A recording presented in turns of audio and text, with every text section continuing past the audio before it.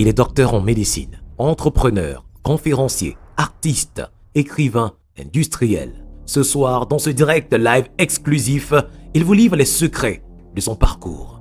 Plongez en immersion dans l'histoire incroyable d'un médecin atypique pour comprendre les enjeux de l'entrepreneuriat en Afrique. Le docteur Claudel Nobissi se livre à cœur ouvert ce soir. Vous souhaitez vendre votre lit comme lui? Partagez ce direct, posez vos questions en commentaire, envoyez vos cœurs et dans un instant, celui qu'on appelle l'assassin vous répond. Restez connectés.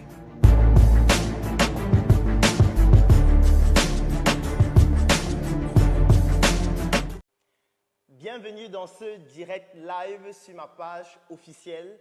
Je suis ravi de vous savoir nombreux à m'écouter ce soir. D'ailleurs, c'est le tout premier direct que j'organise sur ma page parce que beaucoup de personnes m'écrivaient du Togo, du Mali, de la Côte d'Ivoire, des États-Unis, de la France, de plusieurs pays à travers le monde pour me dire « Mais Claudel, dans votre histoire de Startup Academy, là, c'est seulement pour le Cameroun, c'est seulement pour Yaoundé, c'est seulement pour Douala.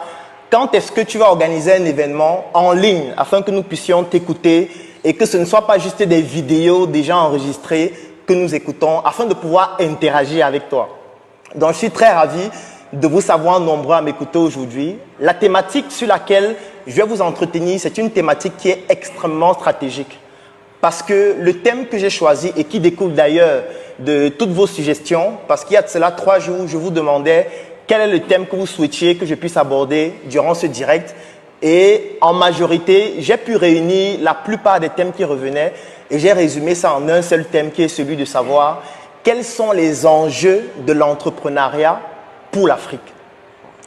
Vous m'entendez régulièrement parler d'entrepreneuriat, vous m'entendez régulièrement parler de projets, d'idées.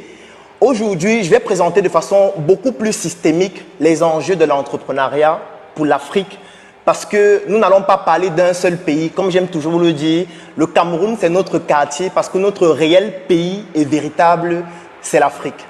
Et pour pouvoir aborder ce thème, je n'ai pas voulu que ce soit une leçon magistrale où on va vous dire, petit 1, définition, c'est quoi le développement, c'est quoi un enjeu, c'est quoi l'entrepreneuriat. Non, je ne veux pas vous saouler avec ces notions éducatives qui nous saoulent déjà suffisamment à l'école.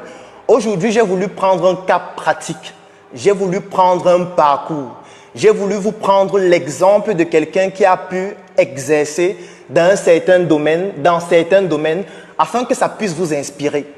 L'exemple que je vais prendre tout à l'heure, ce n'est pas pour que vous puissiez calquer ce qui a été fait. Parce qu'en réalité, le contexte social, le contexte culturel, le contexte économique ne sera jamais le même. Pour moi, c'est une manière de vous transmettre mon expérience afin que mon expérience puisse vous édifier à construire votre propre expérience et surtout à faire beaucoup mieux que ce que j'ai fait aujourd'hui qui est encore minable et risible. Donc, je vais vous partager mon expérience en quelques points sur le plan de l'entrepreneuriat. Je vais vous partager mon parcours. Je vais vous partager les projets que j'ai eu à initier avec la formidable équipe qui m'accompagne afin que tous ces projets puissent vous faire comprendre en réalité les opportunités, les enjeux et vous faire comprendre qu'en réalité, l'Afrique, c'est le continent idéal pour entreprendre. C'est le continent idéal pour atteindre ses objectifs. C'est le continent idéal même pour gagner beaucoup d'argent parce que nous allons parler d'argent. Nous sommes dans un continent où parler d'argent est tabou. Où parler d'argent, c'est comme si on commettait un crime de dire qu'on veut gagner de l'argent, de dire qu'on veut gagner beaucoup d'argent. D'ailleurs, il ne faudrait pas en avoir honte parce qu'il n'y a aucun problème que vous pouvez résoudre si vous n'avez pas de l'argent. J'aime même souvent le dire, il y a beaucoup de personnes qui me disent « Claudel, moi je fais de l'entrepreneuriat social. Moi je ne suis pas dans votre truc qu'on cherche de l'argent là. » Et moi je leur réponds souvent en leur disant « Si moi j'ai 1 milliard, même si je veux faire de l'entrepreneuriat social, je pourrais avoir un impact beaucoup plus important que toi qui n'as pas d'argent. » Parce qu'avec 1 milliard, je peux décider de construire une école de 50 millions et faire en sorte que 100 enfants puissent fréquenter là-bas gratuitement pendant 5 ans, alors que toi, tous les jours, tu vas demander des subventions afin de pouvoir aider. On ne peut pas donner ce qu'on n'a pas. Même si on veut faire du social, même si on veut faire de l'humanitaire, il faut retenir une seule chose, c'est que pour pouvoir aider, il faut avoir les ressources nécessaires pour le faire. Ces ressources peuvent être financières, ces ressources peuvent être matérielles, ces ressources peuvent être logistiques, ces ressources peuvent être aussi intellectuelles. Donc aujourd'hui, je vais partager avec vous mon parcours académique, professionnel, entrepreneurial et industriel afin que ce parcours puisse vous édifier, puisse vous inspirer à faire beaucoup mieux et à transmettre une nouvelle information, une nouvelle formation et surtout une nouvelle éducation à vos enfants. Parce que nos enfants doivent prendre la relève. Nos enfants doivent faire mieux que ce que nous sommes en train de faire. Si aujourd'hui nous lançons des projets, c'est parce que nous nous inspirons de ce que nos ancêtres faisaient, de ce que les héros de l'Afrique ont pu faire. Et ils faisaient beaucoup plus que ce que nous faisons aujourd'hui avec beaucoup moins. Donc ce n'est pas une faveur, ce n'est même pas un droit. C'est un devoir que nous avons envers l'Afrique de pouvoir honorer tous nos ancêtres et toutes ces personnes qui se sont battues et toutes ces personnes qui ont donné leur vie pour que nous soyons là aujourd'hui. Dernièrement, j'ai rencontré un ami du Burkina Faso qui me disait vraiment, Claudel, quand je t'écoute, tu me fais penser à Sankara. Vraiment, parce que Sankara a fait beaucoup pour l'Afrique. Sankara a fait ceci, Sankara a fait cela.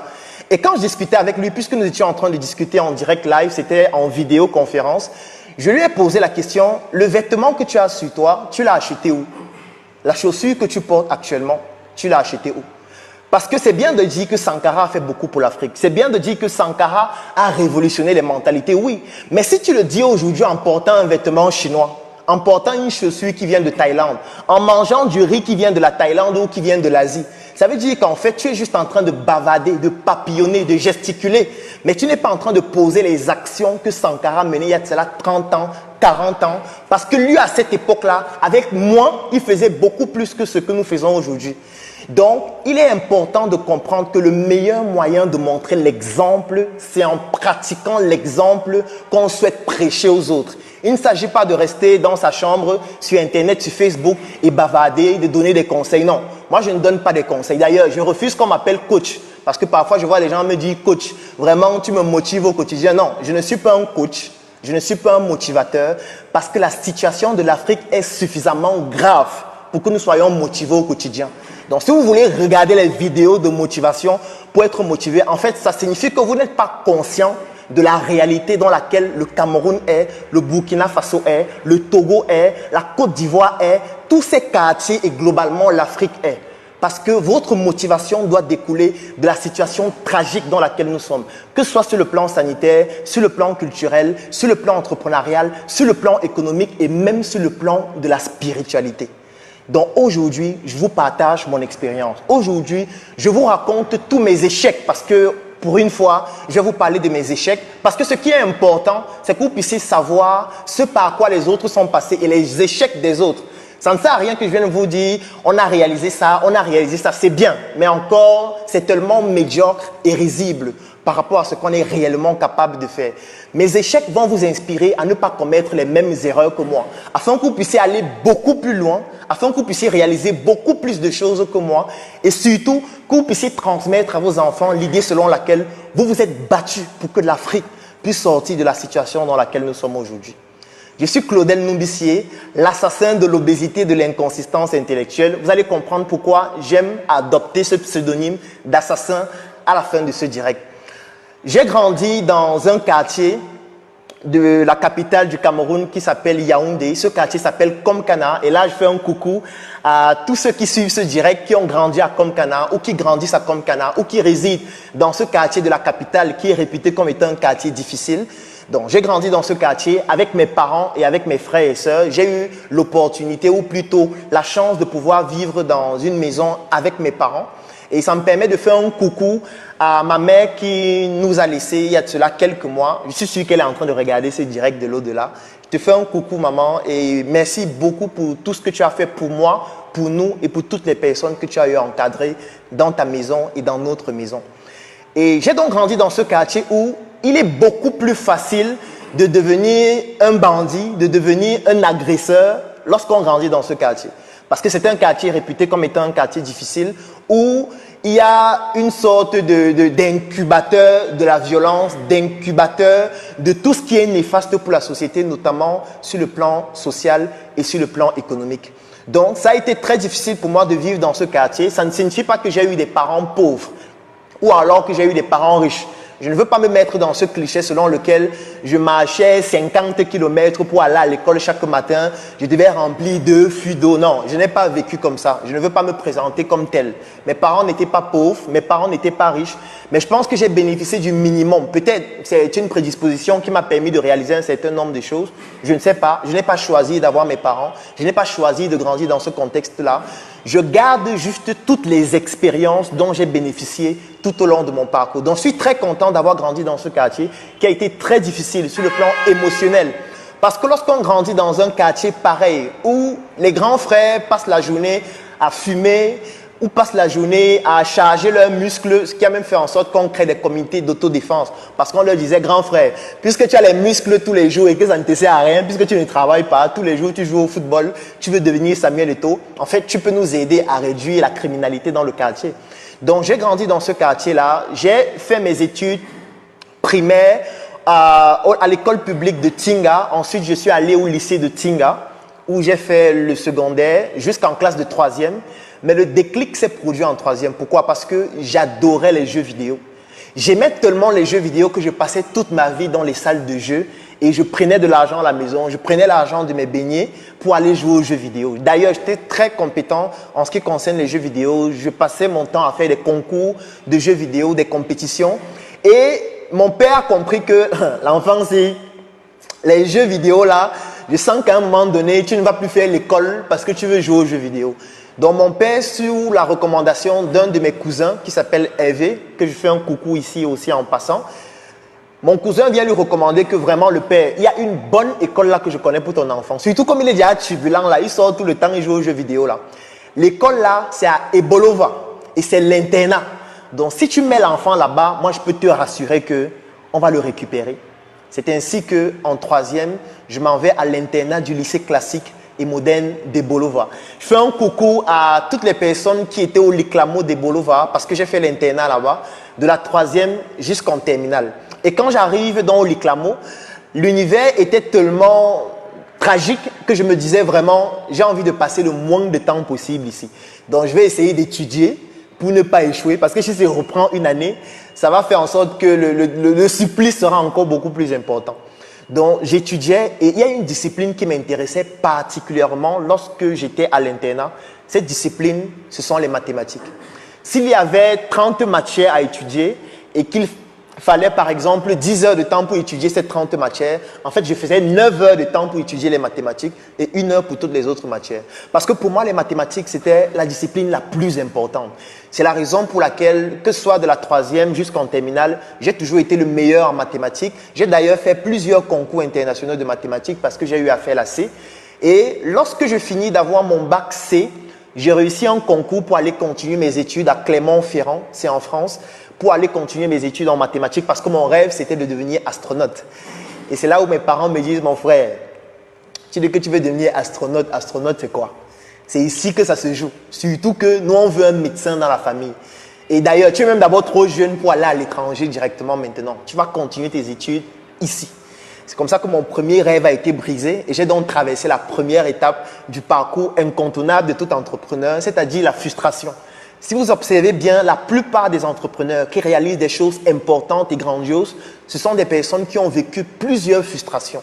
Ces frustrations peuvent être physiques, elles peuvent être morales, elles peuvent être économiques. Chez moi, elles étaient multifactorielles, comme d'ailleurs chez la plupart des gens. Donc, mon rêve a été brisé. C'est comme ça que je m'inscris à l'université de Ngouaekele en première année mathématiques, le temps de faire des concours pour aller en faculté de médecine parce que mes parents souhaitaient que je devienne médecin. C'est ainsi que je fais les concours, je leur fais comprendre que je suis inscrit à des cours de préparation alors qu'en réalité, quand je sors de la maison, je m'en vais jouer aux jeux vidéo et je rentre. Et je finis par réussir un concours qui est à l'ouest du Cameroun parce que, ayant échoué tous les concours qui se faisaient dans la capitale, notamment à Yaoundé, la FMSB qui était entièrement, de façon antérieure, ça s'appelait le CUS. Mon père me dit une fois, vraiment, il y a une école là qui est à l'ouest du Cameroun, ça s'appelle l'Université des Montagnes. Ils ont aussi la médecine là-bas. Il faut que tu ailles tenter ta chance parce que tu dois devenir médecin. Il faut un médecin dans la famille. Donc, je me retrouve donc à Baganté un soir, la veille du jour où je devais faire le concours. Et je fais ce concours. Ce qui se passe, c'est quoi? C'est que je sors sur la liste d'attente. Et moi, ne voulant pas faire la médecine, pourquoi? Parce que lorsque j'étais au secondaire, je faisais la C. La particularité au lycée classique et moderne, c'est qu'il y a une seule terminale C. Je ne sais pas si actuellement ça a changé, mais lorsque j'y étais, il y avait une seule terminale C. Et il y a un mythe au secondaire, le mythe selon lequel lorsqu'on fait la C, on se croit plus intelligent que les autres, on se croit plus sage que les autres. Et on regarde les autres avec beaucoup de condescendance. Et moi aussi, en fait, je vivais ça. Parce que moi, faisant la C et étant très compétent en mathématiques, lorsque quelqu'un me disait qu'il fait D, je disais, bon, voilà, c'est pas mal, la D, oui, tu peux te battre, tu peux devenir médecin. Parce que pour moi, je voyais la médecine comme un métier dévalorisant, genre, ce sont des répétiteurs. Et quand quelqu'un me disait qu'il faisait A, je dis, waouh, oh, vraiment, tu as raté ta vie, comment tu peux faire la A? C'est bien plus tard que j'ai compris que tout le monde est indispensable dans la société. Chacun de nous est une pièce du puzzle qui doit constituer l'image que la société que nous souhaitons construire doit devenir. Mais moi, quand j'étais au secondaire, je ne comprenais pas ça. Je l'ai compris beaucoup plus tard lorsque je me suis lancé sur le plan professionnel. Donc, c'est ainsi que je suis sur la liste d'attente et j'essaye de trouver les raisons pour convaincre mon père de ne pas m'envoyer en faculté de médecine. Et je trouve deux raisons. La première raison, c'est qu'effectivement, je suis sur la liste d'attente. La plupart des gens qui font ce genre de concours aiment la médecine et ne vont pas laisser leur place pour que moi qui suis sur la liste d'attente puisse prendre leur place. Ça, c'est la première raison que j'avais trouvée. Et la deuxième raison, c'est que cette école coûtait excessivement cher. C'était pratiquement 1 million de francs la pension par an. Et ça, c'est juste la pension, sans compter l'hébergement, sans compter la nutrition, sans compter tous les documents qu'il faut utiliser afin de pouvoir pratiquer ses études de la manière optimale possible. Je rentre ce soir, je dis à mon père que vraiment, papa, l'école là, je pense que je ne pourrais pas y aller. Déjà, la première chose, c'est que je suis sur la liste d'attente et la pension coûte tellement cher que je ne pense pas qu'on pourra payer cette pension-là. Et quand je donne dans ces raisons à mon père, il me dit une phrase ce jour que je n'ai jamais oubliée. Même s'il faut vendre quelqu'un pour t'envoyer à l'école là, tu vas seulement partir à l'école là. Et mon père me dit donc que demain, on va aller dans leur bureau de relais qui était ici à Yaoundé, la capitale, pour savoir exactement ce qu'il faut pour que tu puisses intégrer l'école. Et lorsqu'on y va le lendemain, les responsables là-bas nous disent que si vous donnez 50% de la pension, la semaine qui suit, on prend votre enfant. Mon père dit, ok, 50% c'est environ 500 000 francs. Lorsqu'on prenait en considération l'assurance et tout, nous étions dans 550, 560 000. Mon père me dit, va m'attendre à la maison, j'arrive. Je ne sais pas comment il a fait. Il est rentré aux environs de 18 h. Il me donne le reçu pour me dire, j'ai réussi à payer. Ne me demande pas comment j'ai fait. Demain matin, tu vas avec ta soeur en faculté de médecine et tu vas commencer l'école dès la semaine prochaine. J'arrive à Badanté. C'est une ville où il fait excessivement froid. Donc, il m'avait déjà trouvé une chambre là-bas avec un oncle qui y résidait. Et on m'installe dans ma chambre, on met le nécessaire qu'il faut, le réchaud, le lit et tout. Et ma grande soeur en partant me dit vraiment, bonne chance, tu en as pour 7 ans. Et si tu es têtu, ça va faire 8 ans. Parce que si tu reprends 1 an, ça fait 8 ans. Si tu reprends 2 ans, ça fait 9 ans. Donc, c'est à toi de te battre pour pouvoir t'en sortir dans cette faculté. Et quand j'arrive dans la faculté de médecine, lorsque mes camarades avec qui j'étais au secondaire ont appris que je suis en faculté de médecine, tous les jours, ils m'écrivaient, ils m'appelaient pour se moquer de moi. Parce que moi qui étais au secondaire, qui était très fort en mathématiques, qui voulait devenir astronaute, qui donnait des cours, parce que quand j'étais au secondaire, je donnais même déjà des cours, parce que j'adore l'enseignement. Ils me disaient, donc, tu as fait tout le bavardage là pour finir médecin ou en faculté de médecine. Et je dis, bon les gars, on va faire comment? Est-ce que c'est moi qui paye? Si je refuse de faire ça, vous voulez que j'aille au quartier? Donc, je suis obligé de faire la médecine. C'est comme ça que lorsque je suis entré en médecine, mon objectif n'était pas de devenir le meilleur. Parce que quand j'étais au secondaire, je voulais être le meilleur. Je voulais être le plus fort en mathématiques, le plus fort dans telle discipline scientifique. Mais là, je voulais juste donner le minimum vital pour passer. Ça ne m'intéressait pas d'être le meilleur. Mais il y a quelque chose qui m'a marqué. C'est lorsque j'ai fait mon premier cours de médecine. C'était un cours d'anatomie. C'était dispensé par un professeur français qui s'appelle le professeur Kraft. Et ce jour, je suis en classe en faculté de médecine, première année. Le professeur vient en classe, il dessine au tableau. Il dessine les parties du corps humain. Et moi, je vois autour de moi les autres élèves et étudiants qui sont en train de dessiner. On quitte d'une partie du corps, on passe à l'autre partie. Ce jour, on a dessiné au moins 30 parties du corps humain avec toutes les parties. Et moi, j'étais intrigué. Je ne faisais vraiment rien. J'étais là. Je me demandais, mais attends, pourquoi vous dessinez tout ça? Et un de mes camarades me dit, en fait, lors de l'évaluation, l'enseignant va venir, il va citer 3 parties du corps humain ou 4 en fonction du nombre de parties qu'il va choisir. Et il va nous demander de dessiner ces parties avec toutes les parties. Et c'est ça qui va faire l'objet de l'évaluation. Et comme on ne sait pas quelle est la partie du corps humain qu'il va nous demander de dessiner, en fait, il faut tout dessiner. En fait, tu dois faire au moins 500 fiches comme ça chaque mois. Je pense que je n'ai pas dormi cette nuit-là parce que je me disais, mais ça, c'est pas possible. C'est quoi ce genre d'école? Parce que moi, j'étais au secondaire où ce sont les mathématiques. Il faut démontrer, il faut aller au tableau. Tu n'as pas besoin de retenir des formules ou de retenir des notions. Du moment où tu as les principes de base et les théorèmes, tu peux faire n'importe quel type d'exercice. Mais là, je me retrouve dans une faculté où on n'utilise pas le cahier, parce que si tu utilises le cahier, le budget de cahier sera tellement important. Il faut que tu utilises les formats, parce qu'une unité de valeur peut à elle seule faire 100 formats recto verso.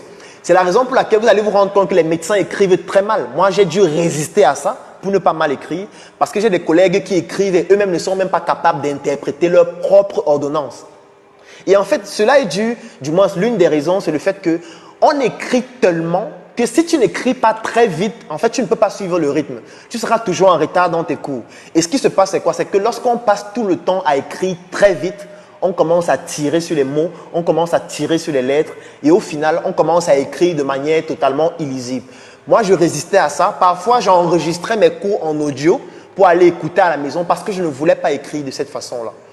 La faculté de médecine, pour moi, a été une expérience très particulière parce que j'étais en mode minimum vital. Je voulais donner le minimum pour passer, mais ça m'a permis de faire quelque chose d'extraordinaire. Extraordinaire en ce sens que lorsque j'étais en faculté de médecine, étant donné que je donnais le minimum pour passer, le reste de temps, en fait, je consacrais cela à pratiquer autre chose. C'est comme ça que j'ai appris l'informatique, c'est comme ça que j'ai appris la programmation, c'est comme ça que j'ai appris même la maintenance, qu'elle soit hardware ou software. C'est la raison pour laquelle, si vous connaissez des personnes avec qui j'ai eu à faire la faculté de médecine, lorsque les gens avaient des problèmes avec leur ordinateur, en fait, c'est moi qui dépannais leur ordinateur parce que j'ai des compétences en maintenance, qu'elle soit hardware ou software. C'est comme ça que j'ai appris l'économie, j'ai appris l'intelligence économique, j'ai appris la sociologie, j'ai appris tellement de disciplines pendant ce temps-là. Et j'essayais d'appliquer ça au quotidien dans mes projets parce que j'avais des petits projets que je menais.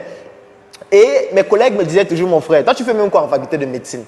Tu es là, tu es en train de monter, descendre, tu es en train de donner des cours, tu es en train de programmer, tu es en train de faire des applications alors que tu dois étudier, tu dois faire l'anatomie, tu dois faire l'histologie, tu dois faire la microbiologie. Et moi je leur disais toujours, peut-être vous avez l'impression que ce que j'apprends est inutile, mais c'est lorsque nous allons finir cette faculté de médecine que vous allez comprendre l'importance de comprendre beaucoup de disciplines, plusieurs disciplines, parce que tout est lié. Ne pensez pas que vous allez seulement apprendre le corps humain et croire que vous êtes séparé de l'économie, séparé de la politique, séparé de tous les autres, ou plutôt toutes les autres disciplines. Et c'est pendant ma faculté de médecine que je fais du rap. Parce que lorsque de temps en temps je publie sur ma page Facebook des freestyles, des petits textes, les gens me disent vraiment il faut laisser le rap, Claudel, tu ne connais pas rapper, ça ne sert à rien. Laisse ces histoires que tu rappes là, concentre-toi sur la médecine, fais ceci, fais cela. Mais c'est parce que ces personnes ne savent pas d'où je viens. Parce que moi, quand j'étais arrivé en faculté de médecine, je n'arrivais même pas à parler en public. Je n'arrivais même pas à courtiser une fille parce que j'avais tellement peur. Je n'arrivais même pas à m'exprimer parce que j'étais introverti. Je passais tout mon temps dans ma chambre. Et à un moment donné, mon vase était tellement plein sur le plan émotionnel, sur le plan intrinsèque que je me disais comment faire pour vider mon vase. Je ne pouvais pas le faire avec un ami parce que je n'avais pas réellement d'amis. Je ne pouvais pas le faire avec un membre de ma famille. Et le seul moyen pour le faire, c'était en écrivant des textes. C'est comme ça que j'ai commencé à écrire des textes. Au départ, c'était sur ma vie. Je parlais de mes frustrations, qu'elles soient émotionnelles, qu'elles soient familiales, qu'elles soient économiques. J'écrivais. Mais à un moment donné, écrire simplement ne suffisait pas à extérioriser mes frustrations. Et je me disais, mais et si je chantais? Surtout que quand j'étais en faculté, quand j'étais à l'internat, j'avais des collègues qui chantaient, qui rappaient. Et j'ai été influencé par eux, comme par exemple Jeskai ou encore Mafia. S'ils suivent ce direct, je leur fais un coucou parce qu'ils m'ont beaucoup influencé lorsque j'étais à l'internat. Et je me suis dit, mais pourquoi je ne pourrais pas aussi chanter ou rapper? Parce qu'en parlant, même si je me parle à moi-même en rappant, ça va me permettre d'extérioriser mes frustrations. C'est comme ça que les textes que j'écrivais, j'ai commencé à les adapter afin de pouvoir rapper ces textes-là. Mais pour le moment, je le faisais dans ma chambre parce que je n'avais pas le courage de sortir et d'exposer cela aux autres. J'avais peur qu'on se moque de moi, j'avais peur qu'on m'insulte, etc. Donc, je rappais dans ma chambre. C'est comme ça que j'ai donc appris à programmer dans le domaine de la musique. C'est comme ça que j'ai appris à composer des instruments. C'est comme ça que j'ai appris à jouer à des instruments comme le piano, comme la flûte, comme la guitare. C'est comme ça que j'ai appris à masteriser une chanson, à faire une prise de voix jusqu'à obtenir une chanson au final qui est bien mixée et qui est très bien audible. Ça, je l'ai appris lorsque j'étais en faculté de médecine. La preuve, ma chambre était assez épique. Parce que quand on entrait dans ma chambre, j'avais un grand poster de Booba en taille réelle avec des CD qui étaient accrochés au mur qui formaient les initiales de mon nom, CGN, que j'utilisais lorsque je rappais. Et les gens, quand ils entraient dans ma chambre, ils disaient, mais le gars, c'est fait quoi en faculté de médecine? Tous les jours, il est là avec les gros baffles, avec le casque aux oreilles, il écoute les musiques, il chante, il fait des trucs. On n'arrive pas à dormir la nuit parce qu'il est en train de rapper. Et en fait, moi, c'était une manière d'extérioriser mes frustrations. Un jour, j'ai décidé de le faire en public. Ça veut dire, il y avait une fête que ma promotion organisait lorsque j'étais en 3e année de médecine et j'ai décidé de demander à l'organisateur, qui était un de mes camarades, si je pouvais prester pendant cette fête. Il me dit, wow, pourquoi pas? Parce qu'on a même besoin de contenu. Je prends donc un de mes sons qui s'appelait Boom Boom Boom parce que ce qu'il faut savoir et peut-être ce que les gens ne savent pas, c'est qu'aujourd'hui, j'ai plus de 103 chansons qui ont été enregistrées avec plus de 4 albums. C'est juste que je n'aime pas suffisamment communiquer dessus parce qu'à un moment donné, ça devenait un peu bizarre qu'un médecin soit en train de rapper. Jusqu'au jour où je me suis dit, mais pourquoi je ne pourrais pas faire autre chose? Donc pendant cette fête-là, j'arrive, j'étais avec 2 autres collègues, Fernand, Aladoum, et on m'introduit donc sur la scène. J'avais un gros blouson, j'entre sur la scène, je prends mon micro. Je savais que je devais détruire la salle. Je savais que quand je devais rapper, d'ailleurs que j'avais une assiette qui était posée devant là pour que les gens faroutent. Je savais que quand je vais rapper, le public va se lever, standing ovation, et que vraiment je devais être reconnu à la hauteur de mon talent à ce moment. Parce que moi, je savais que j'étais compétent, même si je rappais dans ma chambre. Je rappe, et pendant que je rappe, en fait, les gens ne me regardaient même pas sur le podium. Les gens causaient entre eux, les gens mangeaient, j'augmente le volume de ma voix, je rappe, je sors le rap de mes tripes. En fait, à un moment donné même, on a même coupé la musique sans que je ne sache qu'on a coupé. Parce que j'étais toujours en train de rapper. On vient seulement dire, vraiment, applaudissez pour Claudel, vraiment. Il va rejoindre le... Je dis, mais c'est pas possible. Je regarde l'assiette que j'ai posée, aucun faroutage, rien. Quand je suis descendu de la scène, je suis rentré directement chez moi. Je ne sais pas si j'ai été autant humilié de ma vie comme ce jour-là. Et depuis ce jour, j'ai décidé que je vais m'améliorer pour que les gens ne se moquent plus de moi. Et tous les jours, j'écrivais, tous les jours, je rappais dans ma chambre parce que je voulais m'améliorer, je voulais devenir compétent. Pourquoi on ne se moque plus de moi? Et quand je faisais des chansons, je faisais du rap. Et lorsqu'on fait par exemple une chanson et qu'on veut par exemple compiler un album, il faut faire des visuels. C'est comme ça que j'ai appris le graphisme, j'ai appris l'infographie parce qu'il fallait que je fasse mes visuels moi-même. Je me suis formé en photographie parce que j'ai eu à filmer des mariages, parce que j'étais photographe à un moment donné de ma vie. Et quand je le faisais, je compilais mes albums, je partageais aux gens. Et petit à petit, je me faisais connaître. Et le rap a été l'élément majeur qui m'a permis de pouvoir avoir confiance en moi lorsque je prends la parole en public. Quand vous me voyez faire des conférences aujourd'hui, quand vous me voyez parler en public avec aisance, sans avoir peur d'être critiqué, en fait, tout ça découle du rap. Parce que je n'ai pas voulu opprimer ce talent-là. Je n'ai pas voulu m'auto-censurer. J'ai voulu développer toutes les compétences que j'avais parce que je me suis rendu compte à un moment donné de ma vie que qu'importe les compétences que vous avez, ça vous aide dans vos projets. J'ai fini la faculté de médecine et il y a un événement majeur qui s'est produit lorsque je faisais 7e année. Parce que lorsqu'on fait 7e année de médecine, on n'est plus à l'hôpital tout le temps, on fait sa thèse, on commence déjà à préparer l'avenir professionnel. Et en 7e année, il y a quelque chose de particulier, c'est que la plupart des étudiants, pas seulement en médecine, globalement, qui doivent soutenir une thèse, doivent faire des statistiques. Donc moi, j'avais un sujet de thèse qui était axé sur la prescription des anti-inflammatoires chez les médecins généralistes et je devais donc faire des statistiques de ma thèse. Et lorsque je me renseignais chez des statisticiens pour savoir combien ça coûte, certains me disaient 50 000, 80 000, 100 000, 150 000. Et moi, dans ma tête, ça m'intriguait que, mais attends, je vais payer 100 000 pour que quelqu'un fasse les tableaux. Un jour, j'appelle donc un de mes amis qui était mon voisin de chambre à l'internat, qui était mon aîné d'1 an, qui s'appelle Boris. Je fais un coucou au docteur Dia de Boris s'il écoute ce direct. Et je lui dis, puisque nous étions bidonneurs à cette époque-là, donc il programmait des applications, ça nous arrivait de faire des choses qui n'ont rien à voir avec la médecine parce qu'on avait fait l'internat ensemble. C'était une drôle de coïncidence qu'on se retrouve en faculté de médecine. Et quand je l'ai appelé ce jour, je voulais savoir si Boris me dit qu'il a payé un statisticien pour faire sa thèse, moi aussi je vais payer. J'appelle Boris et je demande à Boris, Boris, comment est-ce que tu as fait ta thèse? Et Boris me dit, tu Wanda, non? En fait, j'ai fait moi-même. Je dis, ah bon? Si tu as fait toi-même, ça veut dire que moi aussi, je peux le faire. Je lui demande, quels sont les logiciels que tu as utilisés? Il me dit, j'ai utilisé 2 logiciels, SPSS et EpiInfo. Je dis, ok, c'est suffisant. Tu n'as plus besoin de parler. À ce moment donné, nous sommes en 2014. Il n'y avait pas encore la 3G au Cameroun. Qu'est-ce que je faisais? J'écumais un certain cyber au Cameroun qui s'appelle Cyberlink, qui avait une très bonne connexion Internet. J'y passais tout mon temps. Je ne pense pas qu'il y ait un Cyberlink dans la ville de Yaoundé que je ne connais pas. Parce que tout mon temps, j'y allais. Pourquoi? Parce que je voulais apprendre à faire mes statistiques moi-même. Pendant un mois, j'ai lu pratiquement 15 livres sur la biostatistique. Je ne sais pas s'il y a une vidéo de biostatistique sur YouTube que je ne connais pas. Parce que j'ai téléchargé des vidéos de biostatistique pour plus de 50 gigas. Parce que je voulais comprendre comment ça fonctionne. Je voulais pouvoir faire mes statistiques moi-même. Afin que quand mon père me donne l'argent pour les statistiques, en fait, je l'utilise pour autre chose. Ou alors peut-être pour m'acheter un vêtement. Ou alors pour financer, par exemple, un autre projet ou une autre chanson que je devais enregistrer. Et je me suis formé pendant un mois. Et après ma formation, j'ai fait les statistiques de ma thèse de médecine. Mes encadreurs, c'était le professeur Louma et le feu professeur Douala, qui est décédé, qui était rhumatologue à l'hôpital général de Douala. Et je tiens à honorer sa mémoire parce qu'elle m'a beaucoup encadré pour la réalisation de ma thèse de médecine. Et quand j'ai fini de faire mes statistiques moi-même, je n'ai pas dit à mes encadreurs que je les fais moi-même. Donc, je suis allé leur présenter mes résultats et je voulais voir ce qu'ils vont dire de mes résultats. Et j'étais surpris de me rendre compte qu'ils étaient satisfaits. Ils m'ont juste fait quelques petites remarques à corriger, mais globalement, ils étaient satisfaits des résultats. Et je me suis dit, attends, donc ça veut dire que je peux faire des statistiques jusqu'à ce que des professeurs en médecine valident mes statistiques. Mais en fait, je peux gagner de l'argent avec ça. Parce que j'étais déjà très éveillé sur le plan entrepreneurial. Et qu'est-ce que j'ai décidé de faire? J'ai décidé de créer une adresse email qui n'était pas à mon nom.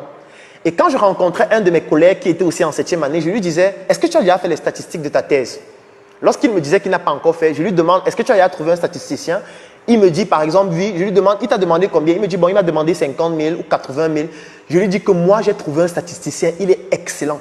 C'est lui qui a fait les statistiques de ma thèse. Mais lui, il demande 25 000 seulement.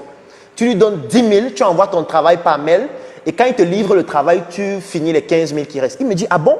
C'est comme ça que je réussis à avoir la première personne. Je lui donne mon mail que j'avais créé, mais il ne savait pas que c'était mon mail. Dès qu'il envoie le travail avec les 10 000, qu'est-ce que moi je fais? Moi, je m'en vais faire son travail. Je lui renvoie son travail par mail et puis solde. Et je passais par un de mes amis qui jouait le rôle du statisticien, alors qu'en réalité, c'est moi qui le faisais. C'est comme ça que j'ai gagné mes premiers 25 000 en faisant la thèse d'un autre collègue médecin. Après, je l'ai fait pour un deuxième, pour un troisième. Je l'ai fait en tout pour 9 collègues médecins.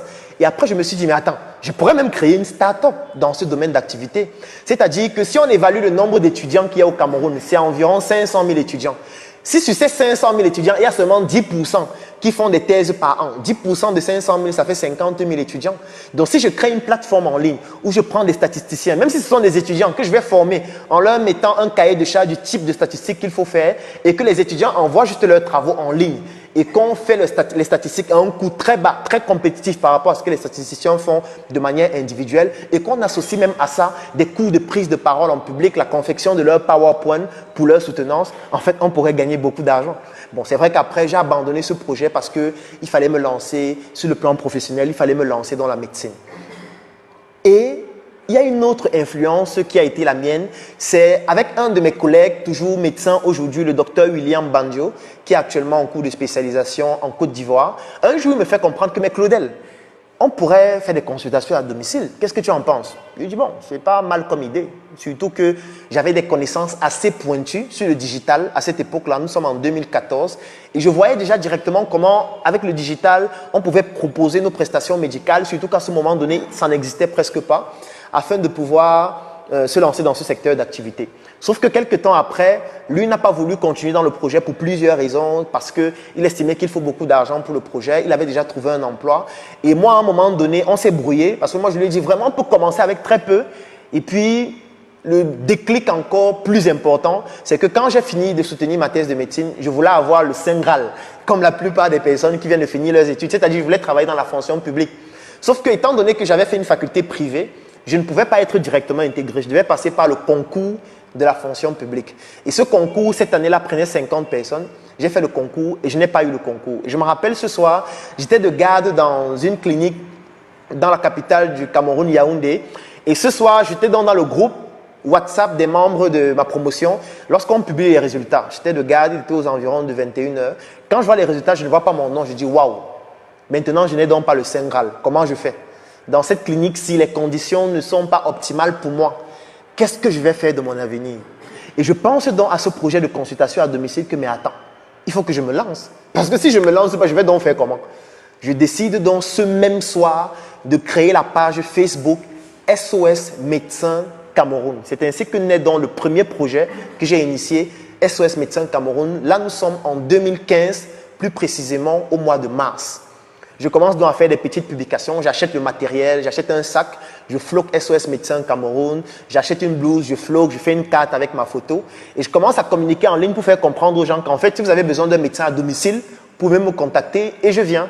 À ce moment donné, pour pouvoir faire des sponsorisations, il fallait utiliser soit une carte Visa ou alors un compte PayPal, sauf que je n'avais aucun des deux. Et comme j'ai mon petit frère Lionel qui est aux États-Unis, je lui fais un coucou en passant. Je lui demande, est-ce que tu as un compte PayPal? Il me dit oui. Je dis d'accord. Comme moi je travaillais à la clinique, le peu d'argent que je gagnais, je lui ai envoyé ça, il mettait dans son compte PayPal et j'utilisais pour sponsoriser. Sponsoriser me permettait de cibler des catégories de personnes bien spécifiques dans la ville de Yaoundé afin d'aller faire mes consultations à domicile. C'est comme ça que je commence à faire les premières consultations à domicile. Je fais des consultations à domicile, je donne des conseils en ligne. Je l'ai fait pendant pratiquement 4 mois.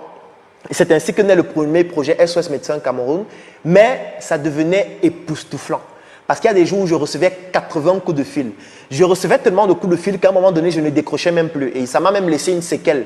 Jusqu'à aujourd'hui, je ne décroche presque pas le téléphone. C'est pour ça que les gens se plaignent toujours de moi, que quand ils m'appellent, je ne décroche jamais. Moi, je réponds parce que j'ai été tellement habitué à répondre rapidement que, parce que les gens m'écrivaient en centaines par jour, il fallait que je réponde, que je prenne des rendez-vous, j'aille consulter. Et c'est ainsi que je me dis non, je ne peux plus continuer seul. Parce que si je continue seul de cette façon, en fait, je vais mourir. Je ne peux pas continuer comme ça. Je décide donc de contacter certains de mes collègues avec qui j'ai fait la faculté de médecine afin qu'ensemble, on puisse faire ce projet. En fait, ici, c'est pour vous faire comprendre la leçon selon laquelle vous ne pouvez rien construire de sérieux en étant seul. C'est impossible. Vous pouvez commencer seul, mais à un moment donné de votre vie, il va falloir forcément que vous puissiez vous associer à d'autres personnes parce que nous sommes tous ignorants, mais pas des mêmes choses. Vous devez pouvoir vous approprier ou plutôt créer un écosystème avec les autres personnes pour que ces personnes-là vous apportent ce que vous n'avez pas afin qu'ensemble, on puisse contribuer à apporter des solutions beaucoup plus efficaces. Nous devons commencer à le faire en Afrique parce qu'en Afrique, on a été habitué qu'il faut y aller seul. Il faut travailler seul. Il faut vouloir réussir seul. Non, vous ne pouvez pas réussir seul parce que dans le processus évolutif, il y a la première étape qu'on appelle la dépendance. Quand vous naissez, vous dépendez de vos parents. Vos parents doivent vous laver, vous nourrir, etc. Mais à partir de l'âge de 2 ans, 3 ans, quand vous essayez de laver un enfant, il vous dit non, laisse, je veux le frotter mon ventre moi-même. Je veux verser sur l'eau moi-même. L'eau sur moi-même. Je veux essayer de manger moi-même. Pourquoi? Parce que l'enfant est déjà en train de passer à la deuxième étape du processus évolutif qui s'appelle l'indépendance. Donc l'enfant commence à vouloir faire certaines tâches lui-même. Et à l'adolescence, ça devient exponentiel. De telle sorte que quand un enfant finit même le secondaire, il veut aller fréquenter seul. Il veut prendre sa chambre seul. Il veut aller fréquenter dans une autre ville, dans un autre pays où il ne sera plus avec ses parents. Ça, c'est l'envie d'indépendance qui se développe. Parce qu'on se dit qu'on peut faire seul. On se dit qu'on peut se battre seul. On ne veut plus dépendre des parents. On ne veut plus dépendre de toutes les personnes qui se sont occupées de nous. Mais le problème, c'est qu'il y a beaucoup de personnes qui restent dans cette étape en se disant que c'est la dernière. C'est pour ça qu'on voit des femmes qui disent « Je veux être indépendante. Mon mari me torture. Il faut que je sois indépendante. » Non, il n'existe aucune personne qui est indépendante. Même le président des États-Unis n'est pas indépendant. C'est parce que les gens se disent que la dernière étape du processus évolutif, c'est l'indépendance. Non, la dernière étape, c'est l'interdépendance. Ça veut dire qu'on dépend forcément des autres. On a forcément besoin des autres pour atteindre nos objectifs. Si vous êtes un entrepreneur et que vous proposez des produits et des services, vous avez besoin des clients, c'est-à-dire qu'il faut une relation interdépendante afin que votre activité puisse fonctionner. Si vous créez votre entreprise, il faut bien qu'il y ait des personnes qui travaillent dans votre entreprise. Ça veut dire qu'il faut des salariés et des patrons. Donc, c'est une relation interdépendante parce que sans eux, vous ne pouvez rien bâtir, vous ne pouvez rien construire. C'est pour ça qu'il faut considérer et travailler avec vos salariés en les prenant avec beaucoup de considération parce que sans eux, vous n'êtes rien en réalité. Ici, ça me permet de vous faire comprendre aussi qu'il ne faut pas penser qu'il y a un échelon de société où il y a les salariés d'une part et les entrepreneurs qui sont dans un échelon beaucoup plus important. Non, un entrepreneur n'est pas plus important qu'un salarié. Ces deux sont dans une relation interdépendante. Sauf que, comme nous allons le voir à la fin de ce direct, je vais vous expliquer pourquoi il faudrait juste que la proportion d'entrepreneurs en Afrique augmente. Parce que cette proportion est très faible pour pouvoir développer une Afrique puissante sur le plan économique, puissante sur le plan militaire, puissante sur le plan politique, afin de pouvoir imposer une influence aux autres États et pratiquer de l'intelligence économique de manière beaucoup plus efficace. Donc, il est extrêmement important de comprendre qu'il n'y a pas de palier. Donc, ne vous vantez pas parce que vous êtes un entrepreneur en disant que non, les salariés ne valent rien. Non, ils ne valent pas rien. Sans eux, vous n'êtes rien. Par contre, en Afrique, on a besoin d'une proportion d'entrepreneurs un peu plus importante. Donc, ça me permet ici de faire un grand coucou au docteur Fernand Mbolo, qui est le président actuel de SOS Médecins Cameroun, au docteur Patrick Cuissu et à toute l'équipe de SOS Médecins Cameroun, sans laquelle ce projet n'aurait jamais pu devenir ce qu'il est aujourd'hui. Aujourd'hui, nous sommes pratiquement la première plateforme médicale en ligne de l'Afrique centrale. Et si c'est possible, si ça a été rendu possible, c'est grâce à toute cette équipe, c'est grâce à l'équipe des physiothérapeutes, des pharmaciens, à l'équipe des infirmières, des médecins qui ont travaillé dans ce projet pour nous permettre d'atteindre ce niveau. Donc en fait, je ne suis que la partie visible d'un iceberg qui est très grand, sans lequel je ne serais rien, parce que seul, je ne représente rien. Après SOS Médecins Cameroun, pendant pratiquement 1 an, j'y travaillais à plein temps. Nous avons installé des sièges dans la ville de Yaoundé, dans la ville de Douala. Nous avons même créé une succursale en France avec un de nos médecins qui s'appelle le docteur Ariane Gann, dont je fais un coucou ici. Parce que nous nous sommes rendus compte qu'en France, par exemple, il y a plus de médecins camerounais exerçants par rapport à tous les médecins camerounais exerçants dans tout le Cameroun réuni. Pourquoi? Parce que ça relève encore la problématique de la fuite des cerveaux. Donc nous nous sommes dit qu'il fallait créer une succursale en France afin de stimuler ces compatriotes qui sont extrêmement compétents pour leur faire comprendre qu'ils ont aussi un devoir d'apporter leurs solutions pour pouvoir développer le système de santé au Cameroun. Mais avec le projet SOS Médecins, en fait, j'étais insatisfait. Insatisfait pourquoi? Parce que je me rendais compte que oui, on a pu apporter des solutions sur le plan sanitaire. Mais j'estimais que j'avais encore beaucoup à apporter parce que j'aime transmettre mes connaissances. C'est ainsi qu'un jour, je dis à mes collègues médecins que est-ce qu'on ne pourrait pas transmettre notre expérience de SOS médecin à d'autres jeunes pour leur faire comprendre qu'on n'a pas besoin des milliards pour mettre sur pied un projet. Nous, on a débuté ce projet avec nos économies, avec l'argent qu'on gagnait dans des gardes, avec l'argent qu'on gagnait dans certains hôpitaux pour pouvoir lancer ce projet. Mais les autres peuvent le faire. Parce qu'à longueur de journée, je voyais des jeunes pleurer, que je n'ai pas le financement, je n'ai pas ceci. Vous avez été favorisés. Et là, je voulais donc leur montrer qu'on peut débuter une activité avec très peu d'argent au début et avoir des résultats efficaces, surtout si on a une certaine discipline dans ce qu'on fait. C'est ainsi que naît donc le projet Startup Academy. Le projet Startup Academy naît à SOS Médecins parce que les premières conférences que je donnais, c'était dans le siège de SOS Médecins Cameroun, notamment à l'immeuble Air France, qui est situé à la nouvelle route Bastos, dans la capitale du Cameroun, Yaoundé. Donc je commence à donner des petites conférences gratuites. Pourquoi gratuites? Parce que je voulais apprendre à dispenser mes connaissances. Je voulais identifier les secteurs d'activité et surtout les centres d'intérêt qui intéressaient les gens. Et j'ai donné pratiquement 5 à 6 conférences gratuites avant de décider de lancer pour la première fois une conférence payante. Mais le problème qui s'est posé, c'est que, étant donné que je communiquais sur le projet Startup Academy sur la page SOS Médecins Cameroun, d'ailleurs, si vous allez sur Facebook, sur la page SOS Médecins Cameroun et vous faites une recherche Startup Academy sur cette page, vous allez voir une publication de Startup Academy en 2016 parce que les premières communications sur Startup Academy étaient sur cette page. Mais mes collègues médecins estimaient que voilà, ce n'est pas de la médecine, ça peut prêter à confusion au niveau des patients. Je leur ai dit, ok, vous avez quand même raison. Il fallait donc que je me lance. Parce que jusqu'à ce moment donné, j'étais toujours en background, je ne voulais pas que les gens me connaissent forcément. Et là, il fallait absolument que je me fasse connaître parce que ce type de service, il faudrait qu'on connaisse la personne qui transmet ces connaissances-là pour savoir si cette personne a qualité afin de transmettre ses connaissances. C'est comme ça que je décide donc de créer ma page officielle Dr Claudel Numbissier. Nous sommes en février 2016. Cette page que vous suivez aujourd'hui, je l'ai créée en 2016 pour ce besoin-là. Et je crée aussi la page Startup Academy, page sur laquelle je communique désormais sur tout ce qui est conférence. Donc au début, je m'étais dit la Startup Academy doit être axée sur 3 éléments, ce que nous appelons le trépied idéologique de la Startup Academy. Le premier élément, c'est la sensibilisation. Le deuxième élément, c'est la formation. Et le troisième élément du trépied idéologique, c'est la société d'investissement que nous souhaitons implémenter pour avoir des investissements partout dans le monde, pas seulement au Cameroun. Parce que comme je l'ai dit, le Cameroun n'est qu'un petit quartier dans lequel nous sommes en train de résider ou que nous transitons. Parce que notre pays réel et véritable, c'est l'Afrique. Et nous devons avoir une envie de coloniser le monde, comme les autres, notamment sur le plan économique et sur le plan intellectuel. Ce n'est pas qu'on va prendre les armes, parce que les armes aujourd'hui, c'est votre cerveau. Les armes aujourd'hui, c'est votre capacité à pouvoir identifier les opportunités, à pouvoir gagner de l'argent, à pouvoir conquérir des secteurs de marché, secteur d'activité par secteur d'activité à travers le monde. Donc, voilà les trois étapes du trépied idéologique de la Startup Academy. Je décide donc de commencer par la première étape. Et là encore, j'étais tout seul dans le projet. Je commence avec les conférences parce que le but était de réunir des jeunes. Parce que les jeunes représentent plus de 60% de la population au Cameroun et même en Afrique d'ailleurs. On va le comprendre tout à l'heure dans les enjeux de l'entrepreneuriat. Je donne des conférences dans les villes de Yaoundé, dans les villes de Douala. Je gérais toute la logistique seule et c'était extrêmement pénible. Et qu'est-ce qui se passait? Une magie.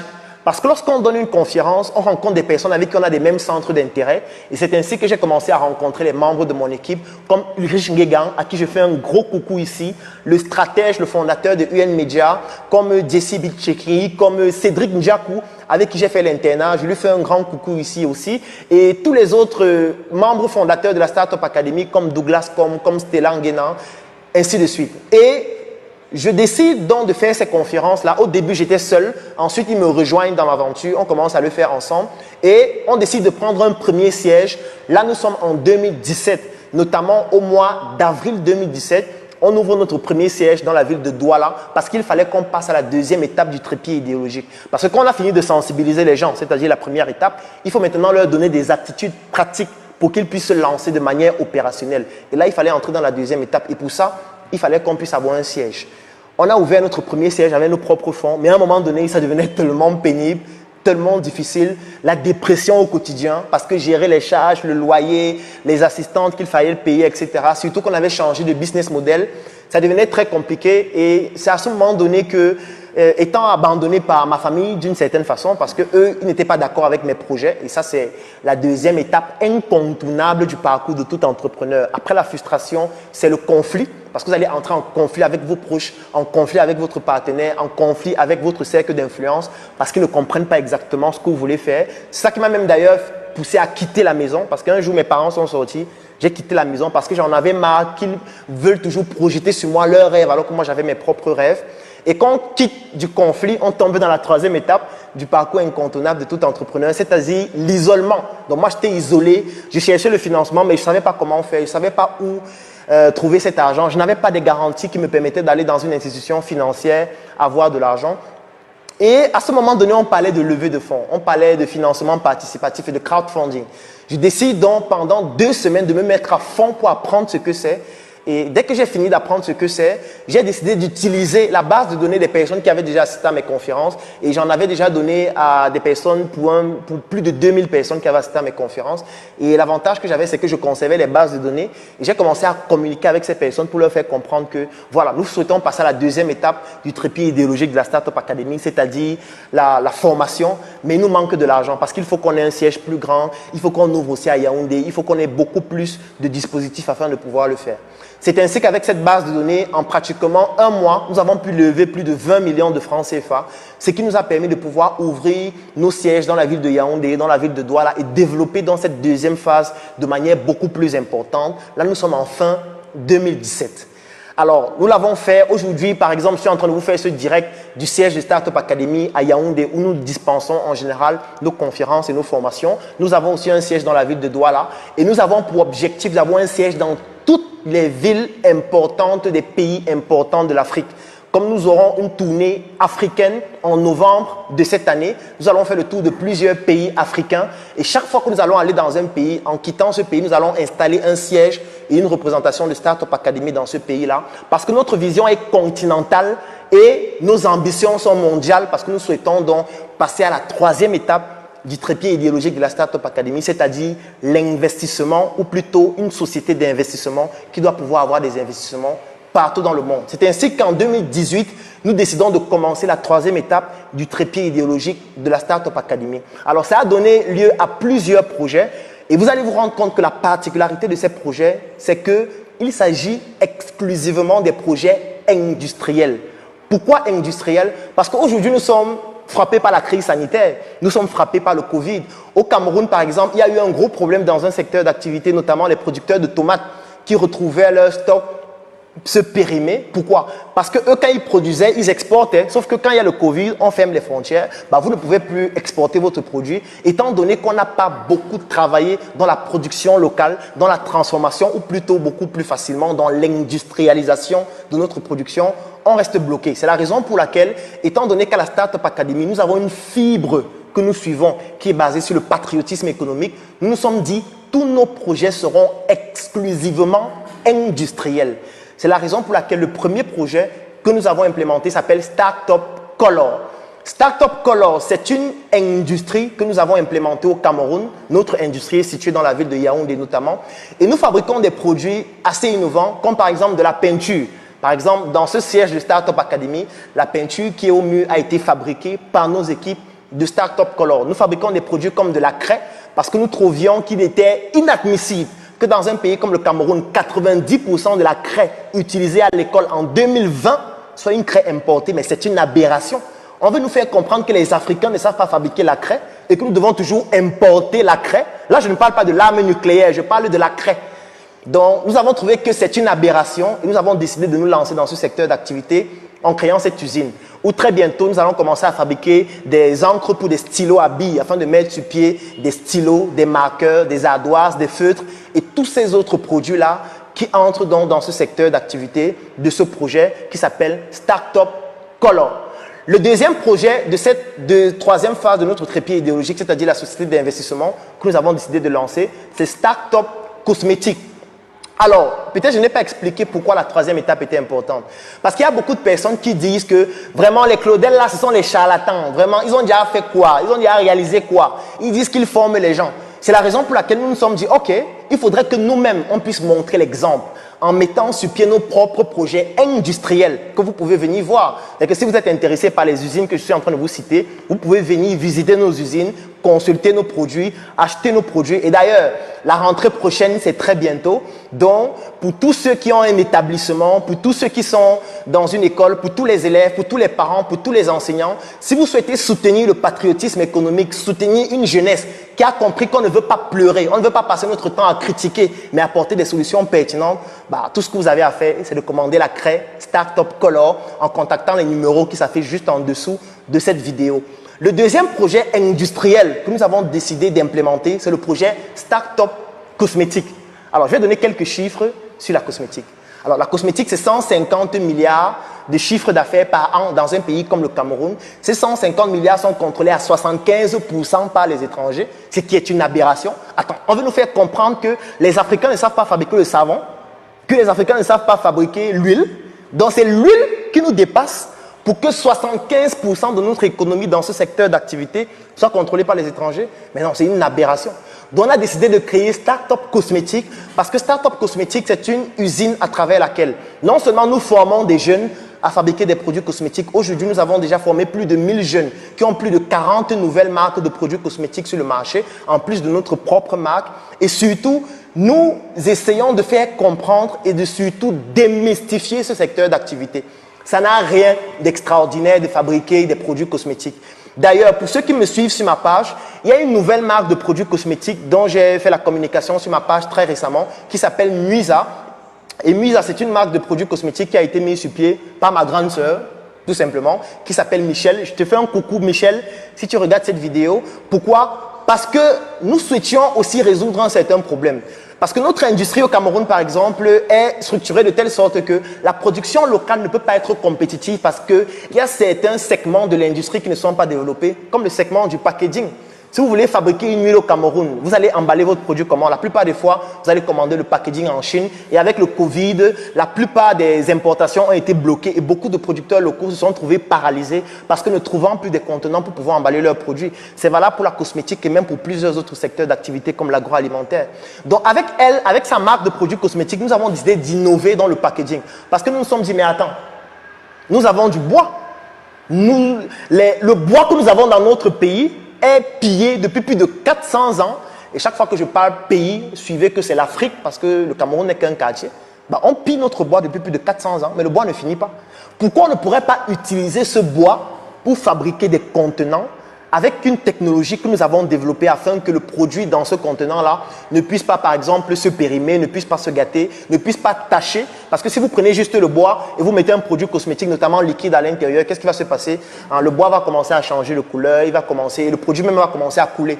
Donc, nous avons développé une petite technologie qui nous permet de recouvrir ce bois-là et de faire en sorte qu'on puisse l'utiliser de façon très jolie. Vous pouvez consulter les images de la marque Musa sur ma page Facebook. C'est un produit cosmétique qui a été développé par nos industries et nous avons accompagné donc cet entrepreneur-là qui est ma grande sœur et beaucoup les autres entrepreneurs qui se sont lancés dans le domaine de la cosmétique. Et si vous souhaitez voir ces produits, vous n'avez qu'à consulter ma page, la page Startup Academy ou la page Facebook Startup Cosmétique.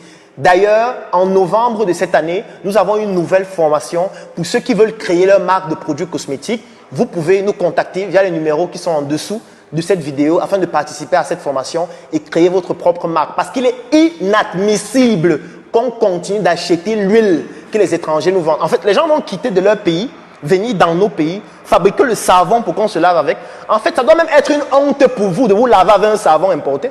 Ça doit être une honte de mettre une huile importée sur vous. Ça doit être une honte de vous brosser avec un dentifrice qui est importé parce que le dentifrice, c'est aussi un produit cosmétique. Parce que la particularité des produits cosmétiques, c'est que c'est des produits qu'on utilise tous les jours. Et surtout de la naissance jusqu'à la mort, on utilise des produits cosmétiques. Il y a même certains produits cosmétiques qu'on utilise pour certaines parties du corps et parfois même plusieurs fois tout au long d'une journée. Ça vous permet de voir qu'avec la croissance démographique de l'Afrique, le nombre de personnes ayant besoin d'utiliser les produits cosmétiques ne fait que croître de façon exponentielle. Ça veut donc dire que ce marché est en train de se développer, est en train de se grandir. Il est inadmissible que nous ne puissions pas gagner de l'argent avec ce marché. La troisième industrie que nous avons implémentée s'appelle Startup Motors. Alors, c'est un projet dont j'ai commencé à communiquer dessus en 2019 parce que notre challenge est le suivant: de fabriquer le premier véhicule autonome et électrique en Afrique. Et pour cela, nous avons débuté avec la première étape lorsqu'on veut fabriquer un véhicule de ce type, c'est-à-dire le dessin. Et pour cela, nous nous sommes accommodés avec beaucoup d'étudiants de la faculté de génie industriel de Douala, qui est devenue l'école nationale supérieure polytechnique de Douala, l'école nationale supérieure polytechnique de Yaoundé et beaucoup d'Africains de la diaspora qui ont eu à travailler, notamment de la diaspora en Allemagne, dans les grandes industries. Nous avons décidé d'implémenter ce projet avec toute cette équipe pluridisciplinaire d'ingénieurs, de chercheurs, de designers. Par la première étape qui est le dessin, c'est-à-dire nous avons décidé 2 maquettes du véhicule, c'est-à-dire un 4x4 et une berline. Ensuite, nous sommes passés à la deuxième étape, c'est-à-dire la modélisation 3D de ces véhicules. Et cette modélisation a été faite par une jeune qui s'appelle Jenny, qui est étudiante à l'École nationale supérieure polytechnique de Yaoundé. Je lui fais un coucou. Si Jenny, tu regardes cette vidéo, vous pouvez regarder cette vidéo de cette modélisation sur notre page Facebook Startup Academy ou sur ma page officielle. Parce que la modélisation permet d'avoir toutes les dimensions du véhicule et voir à quoi ressemble le véhicule en 3D. Parce que lorsqu'on fabrique un véhicule, on fabrique pièce par pièce. Et pour cela, il faut avoir toutes les dimensions de la pièce. Donc, de toutes les pièces, nous avons donc fini avec la modélisation 3D. Et dès qu'on a fini avec cette modélisation, nous sommes passés à la troisième étape, c'est-à-dire la réalisation des modèles miniatures des véhicules. Si vous venez au sein de Startup Academy à Yaoundé, vous allez voir ces modèles miniatures qui sont au niveau de notre bibliothèque. Et actuellement, nous sommes à la quatrième étape, c'est-à-dire faire le gros œuvre. C'est un peu comme lorsqu'on construit une maison, on commence par le gros œuvre avant de faire les petits détails et les finitions. Avec la voiture, c'est la même chose, c'est-à-dire le gros œuvre, c'est la carrosserie. Donc actuellement, nous sommes à cette étape. C'est un projet qui demande beaucoup de financement. Mais pour nous, c'est un challenge parce que nous souhaitons démontrer au monde que les Africains ont suffisamment de compétences pour mettre sur pied en Afrique le véhicule qui a le plus haut niveau technologique au monde, c'est-à-dire le véhicule autonome et électrique. En fait, en réalité, c'est un challenge beaucoup plus qu'autre chose. Après ce projet Startup Motors, on ne pouvait pas s'arrêter parce que c'est une aberration de s'arrêter. Nous avons décidé de lancer un projet Startup Musique. Et ces derniers jours, vous avez certainement vu sur ma page des vidéos où je suis en train de rapper, des vidéos où je suis en train de chanter en acoustique. En fait, c'est tout un grand projet que nous comptons développer. Pourquoi? Parce que tout est lié. Il est inadmissible de penser que l'entrepreneuriat, c'est juste d'aller fabriquer des produits et de vendre. Non. il faut aussi qu'on se lance dans le domaine de la culture. Il faut qu'on se lance dans le domaine du cinéma. Parce que la culture, c'est l'élément qui permet de développer la consistance intellectuelle, qui permet de développer l'esprit critique et qui permet de pousser les masses à changer le comportement de manière beaucoup plus efficace. Quand vous regardez une série comme 24 heures chrono, vous allez vous rendre compte que la plupart des terroristes sont soit russes, soit arabes, soit chinois. Vous pensez que c'est un hasard, mais ça n'a rien à voir avec le hasard. C'est de l'intelligence économique. Parce que celui qui va venir sauver le monde, c'est un Américain.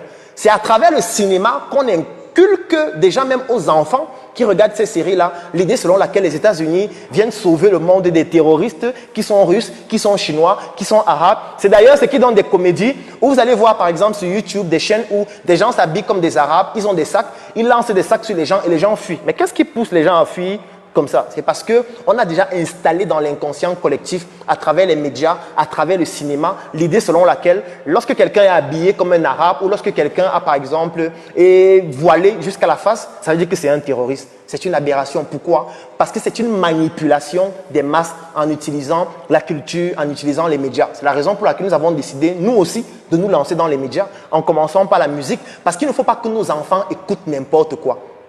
Ce que je vais dire maintenant, ça peut être choquant. Lorsqu'on se lance dans ce style de bataille, lorsqu'on se lance dans ce style de combat où nous souhaitons restaurer la dignité de nos ancêtres comme Thomas Sankara, nos ancêtres comme Oumiobe, nos ancêtres comme Ernest Wandje, nos ancêtres comme Lumumba, si nous souhaitons restaurer la dignité de ces personnes, en fait, nous ne pouvons pas écouter n'importe quelle musique parce que la musique fait partie du combat. Dans chaque révolution, il y a toujours des musiques qui accompagnent la révolution. Vous ne pouvez pas vouloir développer l'Afrique, contribuer au développement économique de l'Afrique et à longueur de journée, vous écoutez le zouk. Je veux dire, en médecine, on dirait que c'est une dissonance cognitive. Vous ne pouvez pas écouter le zouk et avoir l'esprit de guerrier pour aller conquérir l'économie. Non, il faut des musiques qui correspondent au combat que nous sommes en train de mener. Et c'est la raison pour laquelle nous décidons de mettre sur pied ce projet Startup Music qui va aussi accompagner les jeunes qui ont des talents, qui parfois n'ont pas de financement pour pouvoir exploiter leurs talents. Mais nous allons orienter leurs talents pour leur faire comprendre que non, on ne veut pas le genre de musique qui est abruti. On ne veut pas le genre de musique où tu vas venir raconter ta vie parce que tu veux le buzz. Non, nous on veut construire un système dans la durée consistant qui va permettre de bâtir des jeunes, des enfants forts intellectuellement, qui comprennent qu'ils n'ont aucune condescendance à avoir vis-à-vis des enfants qui viennent d'autres continents. C'est aussi ainsi que nous souhaitons contribuer à ce combat. C'est la raison pour laquelle nous avons développé ce projet Startup Music. Un autre projet industriel toujours que nous avons développé, c'est le projet Startup Foods. Pourquoi? Parce que Sankara le disait, on ne peut pas dire qu'on est indépendant alors qu'on mange le riz qui vient des autres. Alors qu'on mange la nourriture qui provient des autres. C'est la raison pour laquelle nous avons décidé de lancer le projet Startup Foods. Startup Foods, c'est un projet qui va développer un ensemble de produits sur le plan agroalimentaire. Et le premier produit par lequel nous avons décidé de débuter, c'est une marque de chocolat. Et là, je vous présente ça en exclusivité parce que ce n'est pas encore sur le marché. Ce sera sur le marché dans quelques semaines.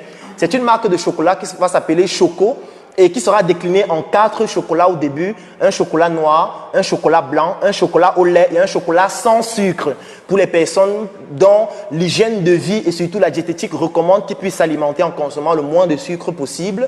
Donc, c'est une marque de chocolat qui sera sur le marché dans quelques jours. Si vous êtes intéressé par ce projet, n'hésitez pas à nous contacter pour pouvoir distribuer le produit dans vos espaces de distribution, dans votre pays ou alors dans tout autre endroit où consommer ce chocolat sera contribuer au développement de l'Afrique en réalité.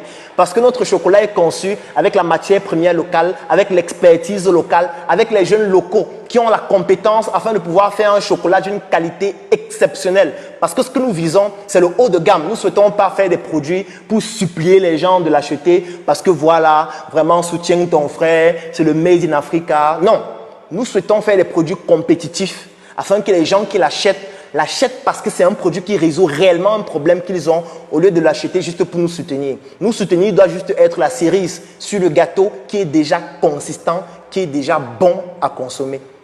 Un autre projet que nous avons lancé, c'est Startup Academy Senior. Startup Academy Senior, nous l'avons mis sur pied. Pourquoi? Parce que lorsqu'on parle d'entrepreneuriat, les gens se disent que c'est seulement pour les jeunes. Mais les gens ne savent par exemple pas qu'au Cameroun, 80% des personnes qui vont à la retraite décèdent avant 5 ans. Ça, c'est une statistique qui est au Cameroun, qui date de 2017. Et c'est un scandale. Vous avez certainement déjà vu des personnes dans votre famille qui ont travaillé pendant 20 ans, 30 ans et qui ont confié leur avenir à la sécurité sociale. lorsqu'on sait que la sécurité sociale ne pourra pas combler tous les besoins que vous avez. Donc, Startup Academy Senior, c'est un projet à travers lequel nous accompagnons les personnes du troisième âge, les personnes qui se préparent à aller à la retraite, afin de leur montrer qu'en réalité, toute l'expérience que ces personnes ont pu accumuler tout au long de leur parcours peuvent être transformées en opportunités entrepreneuriales et nous les accompagnons dans ce sens-là. Si vous avez des personnes de cette tranche d'âge qui ne savent plus quoi faire, qui sont à la retraite et qui se disent qu'elles ne valent plus rien, tout ce que vous avez à faire, c'est de contacter la Startup Academy et l'équipe Startup Academy Senior va les accompagner afin de leur permettre de pouvoir se réinsérer dans la société et d'apporter toute leur expérience et toute leur expertise. Un autre projet de la Startup Academy, toujours dans la troisième étape de notre trépied idéologique, c'est Startup Kiosque 237. Parce qu'aujourd'hui, on parle de la bourse, aujourd'hui, on parle du trading. Les gens pratiquent cette activité, partent trader sur les entreprises qui sont aux États-Unis, qui sont le Nasdaq, le SPS 50 ou alors tous les indices boursiers ou alors les indices sur les monnaies, etc. Non. Aujourd'hui, nous sommes en train de créer un système qui va permettre à ce que vous puissiez investir dans un projet développé en Afrique qui respecte le patriotisme économique, c'est-à-dire les trois étapes du système productif. Le primaire, c'est-à-dire que la matière première provient localement. Le secondaire, c'est-à-dire que la matière première qui provient localement a été transformée localement. Et le tertiaire, c'est la distribution. Afin de pouvoir permettre à ces entreprises d'être beaucoup plus performantes, nous sommes en train de créer une plateforme qui s'appelle Startup Kiosque 237 qui sera déclinée sous forme d'applications mobiles, de plateformes en ligne et même dans nos différents sièges de Startup Academy qui vous permettront de faire du trading, oui, mais cette fois sur les entreprises qui respectent le patriotisme économique afin qu'ensemble, nous puissions contribuer au développement de l'Afrique globalement, qui est notre pays, et du Cameroun, du Togo, de la Côte d'Ivoire, qui sont juste de petits quartiers dans lesquels nous transitons entre-temps. Un autre projet que nous avons décidé de lancer à la Startup Academy, c'est le magazine de la Startup Academy. Pourquoi le magazine?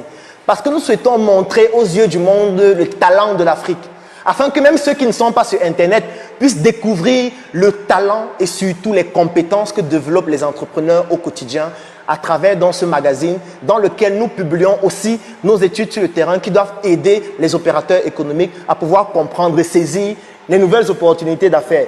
Et enfin, un autre projet mythique de la Startup Academy, ce sont les messes entrepreneuriales. Parce que moi, par exemple, ça me saoulait un peu que le dimanche, ce soit seulement la Bible et l'Évangile qu'on écoute et que le vendredi, ce soit seulement l'islam. C'est bien, je ne suis pas contre la religion de quelqu'un. Vous êtes libre de croire en ce que vous voulez. Si vous voulez croire même au poteau, il n'y a pas de problème. Vous pouvez prendre les offrandes, vous donnez à un poteau chaque matin, vous dites au poteau de vous aider, il n'y a pas de problème. Chacun de nous a un patrimoine génétique différent, a grandi dans un environnement différent, a bénéficié de connaissances différentes qui font en sorte que chacun de nous est unique. Donc, si ce que vous pratiquez comme religion ou spiritualité vous permet d'atteindre vos objectifs, vraiment, qui suis-je? Je n'ai même pas qualité pour vous dire de ne pas le faire ou de le faire. Mais nous avons décidé de créer notre propre messe. Notre messe où l'évangile, c'est l'entrepreneuriat, où l'évangile, c'est le patriotisme économique, où l'évangile, c'est d'accompagner les jeunes et leur faire comprendre quels sont les enjeux de l'entrepreneuriat afin de les pousser à pouvoir se lancer. Pas pour que tout le monde devienne entrepreneur, mais pour que la proportion d'entrepreneurs qui comprennent les enjeux augmente et que cette proportion pousse la grande masse à pouvoir saisir des opportunités et aller sur le droit chemin qui va contribuer au développement de l'Afrique. Parce que ce que vous devez savoir, c'est qu'il n'y a aucun pays dans le monde où c'est toute la population qui s'est levée un matin pour aller contribuer au développement du pays. Non, c'est toujours un petit groupe de personnes initiées qui comprennent les enjeux, qui comprennent l'idéologie et qui se disent non, on ne peut plus continuer comme ça. Il faut qu'on puisse créer des systèmes, il faut qu'on puisse investir, il faut qu'on puisse créer des entreprises afin de pouvoir faire en sorte que même si les gens veulent être salariés, ce qui est très valeureux parce que vous pouvez être un salarié très compétent. Quand on crée une entreprise, on a besoin des salariés compétents. Vous pouvez faire même de l'intrapreneuriat, c'est-à-dire que vous êtes salarié et au sein de l'écosystème de votre entreprise où vous êtes salarié, vous créez des initiatives qui permettent à cette entreprise de se développer en interne. C'est ça qu'on appelle de l'intrapreneuriat. Donc, le salarié même, en fait, nous avons besoin des salariés extrêmement compétents. Et là, je tiens à faire un coucou à un de mes partenaires de toujours, Axel Nana, qui est en train de mettre sur pied son centre de formation qui va former des salariés. Parce que nous, on s'est intéressé à former les entrepreneurs. Tous les jours, on forme les entrepreneurs qui créent des choses. Mais les entreprises crachent parfois. Pourquoi? Parce que l'entrepreneur a mis sur pied un bon produit, un bon service qui est très intéressé ou plutôt qui est très plébiscité par le marché. Mais après, l'entrepreneur n'a pas les salariés compétents pour suivre le rythme de son produit et de son service. C'est la raison pour laquelle Axel Nana a décidé de mettre sur pied un centre de formation pour former ces salariés-là qui vont accompagner ces entrepreneurs dans cette dynamique du patriotisme économique afin de pouvoir contribuer au développement de l'Afrique. Alors, voilà quelques projets de la troisième étape du trépied idéologique de la Startup Academy. Et je ne pourrais pas terminer sur cette étape en vous parlant de quelques autres projets de certains membres de Startup Academy. Ulrich Ngegan, par exemple, qui est le fondateur de UN Media. UN Media, qui est cette entreprise qui permet de mettre en lumière les entrepreneurs au niveau de la communication, au niveau de la photographie, au niveau de tout ce qui est artistique, afin de vous permettre de pouvoir transmettre une valeur perçue beaucoup plus performante de ce que vous représentez en réalité. Une autre entreprise de la Startup Academy, du moins mise sur pied par un des membres, c'est toujours Ulrich Ngegan qui a mis sur pied sa formation, plutôt son programme de formation Vendeur 3.0. C'est l'une des meilleures formations de la Startup Academy. Si vous avez une entreprise, si vous vendez des produits et des services et vous avez des difficultés pour les vendre, pour les écouler, en fait, tout ce que vous avez à faire, c'est de contacter les numéros qui s'affichent en dessous pour demander la formation Vendeur 3.0. C'est un programme de formation mis sur pied par Ulrich Ngegan, le stratège, et moi-même, puisque je participe aussi dans cette formation, pour vous accompagner à pouvoir être des vendeurs excellents. Pas les vendeurs qui disent savon, savon, savon, venez acheter. Non, des vendeurs qui utilisent des techniques d'intelligence économique, d'intelligence marketing, les nouvelles technologies afin de pouvoir optimiser leur manière de vendre leurs produits et leurs services. Je vais présenter aussi un projet très important, c'est le projet Senga. Senga, c'est une maison d'édition qui a été mise sur pied par Nancy Angolo, qui est la coordonnatrice de Startup Academy à Douala. Et c'est un projet qui est une maison d'édition qui édite la plupart de mes livres. Déjà, il faut préciser que c'est un grand projet qui comporte l'édition, la communication, le marketing digital, les langues aussi. Et si vous voyez la plupart de mes livres, que ce soit les jeunes entrepreneurs africains, un médecin atypique, vous allez toujours voir Senga édition dessus. Donc, si vous avez un livre et vous souhaitez l'éditer et vous ne savez pas comment faire, si vous ne savez pas comment gagner de l'argent avec vos écrits, tout ce que vous avez à faire, c'est de chercher Senga sur Facebook ou contacter nos numéros pour avoir les contacts de Senga globalement ou de Senga édition. Alors, je vais finir en donnant quelques statistiques de la Startup Academy. Alors, Startup Academy, aujourd'hui, c'est 2 sièges. Nous avons un siège à Yaoundé, nous avons un siège à Douala physique dans lequel nous travaillons et nous accompagnons des entrepreneurs au quotidien. Startup Academy, c'est plus de 13 000 personnes qui ont déjà été formées à ce jour en pratiquement 4 ans. Startup Academy, c'est plus de 7 entreprises industrielles déjà opérationnelles au Cameroun. Startup Academy, c'est plus de 40 nouvelles entreprises dans le domaine de la cosmétique et 76 entreprises dans les autres domaines de l'entrepreneuriat qui ont été fondées par les personnes que nous avons formées et qui emploient en moyenne une personne. Voilà quelques statistiques de la Startup Academy. Je sais, c'est encore risible. Ça ne représente encore rien. Même sur le plan du Cameroun, c'est encore rien. C'est la raison pour laquelle nous avons besoin de vous et de toi qui es en train de regarder ce direct. Et si tu veux donc rejoindre la Startup Academy, si tu veux devenir un membre de la Startup Academy, si tu veux représenter la Startup Academy dans ta ville, dans ton pays ou alors partout où tu te trouves, si tu veux devenir un haut-parleur de la Startup Academy afin que nous puissions rendre nos activités et surtout nos actions encore plus performantes, tout ce que tu as à faire, c'est de contacter les numéros qui s'affichent en dessous de cette vidéo et tu auras les modalités pour devenir membre et nous accompagner dans ce combat. Alors l'aventure n'est pas terminée parce que là, je ne parlais que de la Startup Academy. Je vais continuer maintenant avec quelques projets individuels. Un autre projet, c'est sur mesure. Si vous observez en général, vous allez vous rendre compte que quand je m'habille, il y a toujours brodé sur mes vêtements SM. En fait, SM, c'est l'abréviation de Sur mesure by Claudel Numbissier. C'est une marque que j'ai créée en 2016 lorsque je faisais des conférences. Parce que quand je faisais mes conférences, je me rendais compte que les gens étaient intéressés par mes vêtements. Parce que j'avais toujours une culture. Parce que moi, on m'appelait Douk Saga quand j'étais à l'internat parce que j'aimais m'habiller, j'aimais investir sur mes vêtements. Mais sauf qu'à cette époque, à l'internat, j'étais un idiot parce que j'achetais des vêtements qui viennent de l'Italie, j'achetais des vêtements qui viennent de la France, j'achetais des vêtements chinois. Mais après, je me suis dit, mais attends, pourquoi on doit enrichir les autres alors que chez nous, on a la ressource pour le faire? C'est ainsi que je suis allé dans un quartier de la capitale Yaoundé, la briqueterie, et je rencontrais un styliste et je lui disais, est-ce que tu peux me coudre des vêtements pour mes conférences? Parce que je ne souhaite pas porter le même vêtement à chaque conférence. C'est comme ça qu'il le faisait. Et je me rendais compte qu'à chaque conférence, les gens me demandaient toujours, mais ton vêtement là, comment on fait pour l'avoir?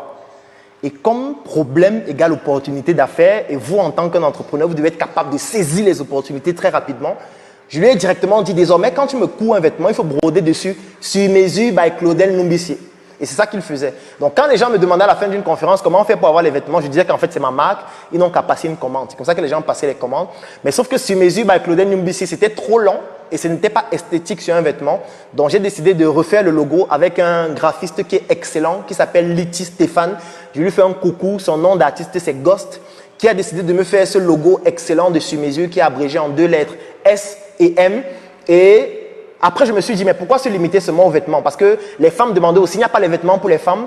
Après, les autres demandaient, il n'y a pas les vêtements pour les enfants, il n'y a pas les chaussures, il n'y a pas les sacs. J'ai dit, ok, au lieu de faire seulement une marque de vêtements, je vais faire une marque d'articles de mode qui comporte les vêtements pour hommes, les vêtements pour femmes, les vêtements pour enfants, les chaussures, les sacs, les ceintures et tout ce que vous pouvez imaginer qui est mode. Et la particularité de nos articles, c'est qu'ils sont entièrement fabriqués au Cameroun. Je vais même aller plus loin parce qu'il y a beaucoup de gens qui me demandent souvent, est-ce que le tissu que tu as sur toi est fabriqué localement? Oui, nous fabriquons aussi du tissu localement. Nous avons des membres à la Startup Academy qui sont des tisserands et nous utilisons aussi ces tissus pour fabriquer des vêtements. La raison pour laquelle on ne le fait pas encore de façon importante, c'est parce que étant donné que c'est fait de manière artisanale, ça coûte très cher. Si on doit vous faire un tissu, un vêtement avec un tissu qui est cousu ou qui est fabriqué localement par nos tisserands de manière artisanale, ça va vous coûter trop cher. Ou une chaussure, ça va vous coûter trop cher. Donc, il y a certaines personnes qui aiment bien les choses luxueuses, parce que l'artisanat, c'est le luxe, hein, il faut l'avouer. On le fait pour eux, sur commande. Mais actuellement, nous sommes en train de rechercher des personnes qui souhaitent investir dans ce projet afin que nous puissions industrialiser la phase de la production locale du tissu, afin d'avoir notre propre tissu qui aura une production à l'échelle et dont le coût à l'unité va baisser parce que l'industrie a été mise sur pied et ça permet de pouvoir produire à l'échelle et diminuer les coûts de production. Donc ça, c'est sur mesure. Après sur mesure, j'ai continué avec un autre projet qui s'appelle Médecin 2.0. Médecin 2.0, c'est un projet à travers lequel j'enseigne aux médecins dans un premier temps, parce que médecin, ce n'est que générique. Parce que vous soyez infirmier, sage-femme, pharmacien ou alors toutes les catégories du corps de la santé, je me suis rendu compte que les médecins, quand ils sortent de l'école ou alors les professionnels de santé, en fait, en général, ils ne sont que des exécutants. Ils ne travaillent que dans des entreprises où ils sont exécutants. Mais le problème qui se pose, c'est quoi? C'est que le médecin est programmé pour prescrire uniquement les médicaments qui proviennent des industries occidentales. La preuve, dans un pays comme le Cameroun, il y a un guide qu'on utilise dans la plupart des pharmacies qui s'appelle le Vidal. C'est l'un des guides que les médecins utilisent à l'hôpital pour prescrire leurs médicaments. Sauf que dans ce guide, il y a principalement les médicaments qui proviennent de l'industrie pharmaceutique française et européenne, beaucoup plus. Donc ça fait que le médecin, toute sa vie, passe son temps à prescrire seulement des médicaments qui proviennent de l'Occident. Alors que sur place, nous pouvons produire des médicaments. Alors que sur place, nous pouvons créer des industries pharmaceutiques. Alors que sur place, nous avons toute la matière première et le processus industriel n'est pas complexe pour pouvoir le faire. Donc, dans la formation Médecin 2.0, qui en réalité est un programme de formation, aujourd'hui, j'ai déjà formé plus de 400 médecins et professionnels de santé dans ce module de formation-là, afin de leur montrer comment créer leur propre structure hospitalière ou alors créer leur propre marque de médicaments. D'ici la fin de cette année, vous allez voir de nouveaux médicaments sur le marché qui ont été mis sur pied par ces professionnels de santé que je suis en train d'encadrer et qui ont bénéficié de ce programme de formation Médecin 2.0. Mon objectif, c'est que ce programme soit intégré dans toutes les facultés de médecine et de corps de la santé de l'Afrique, afin que les Africains qui vont faire médecine comprennent que nos ancêtres comprenaient la science. Nos ancêtres comprenaient la nature. Nos ancêtres avaient compris que dans la nature, il y a tout le nécessaire pour nous soigner. Nos ancêtres pratiquaient des opérations à leur époque sans avoir tout le dispositif que nous avons aujourd'hui. Nos ancêtres savaient comment faire pour nous soigner parce qu'ils comprenaient le langage de la nature. Parce que ce que vous devez savoir, c'est que l'être humain n'est qu'une pièce de l'écosystème de la nature. Parce que ne pensez pas qu'un être humain est plus important qu'un ver de terre. Parce que si le ver de terre disparaît, il n'y a plus d'agriculture. Donc ne pensez pas que vous êtes plus important que le ver de terre. Ce n'est pas pour rien qu'on lutte pour que les espèces ne disparaissent pas. Quand vous dites que vous mourrez, vous partez au paradis ou en enfer, vous vous êtes déjà posé la question que le mouton qu'on a tué pendant la fête du mouton dernièrement, là, lui, il est donc parti où? Lui, il ne part nulle part. Est-ce qu'il y a les pasteurs des moutons?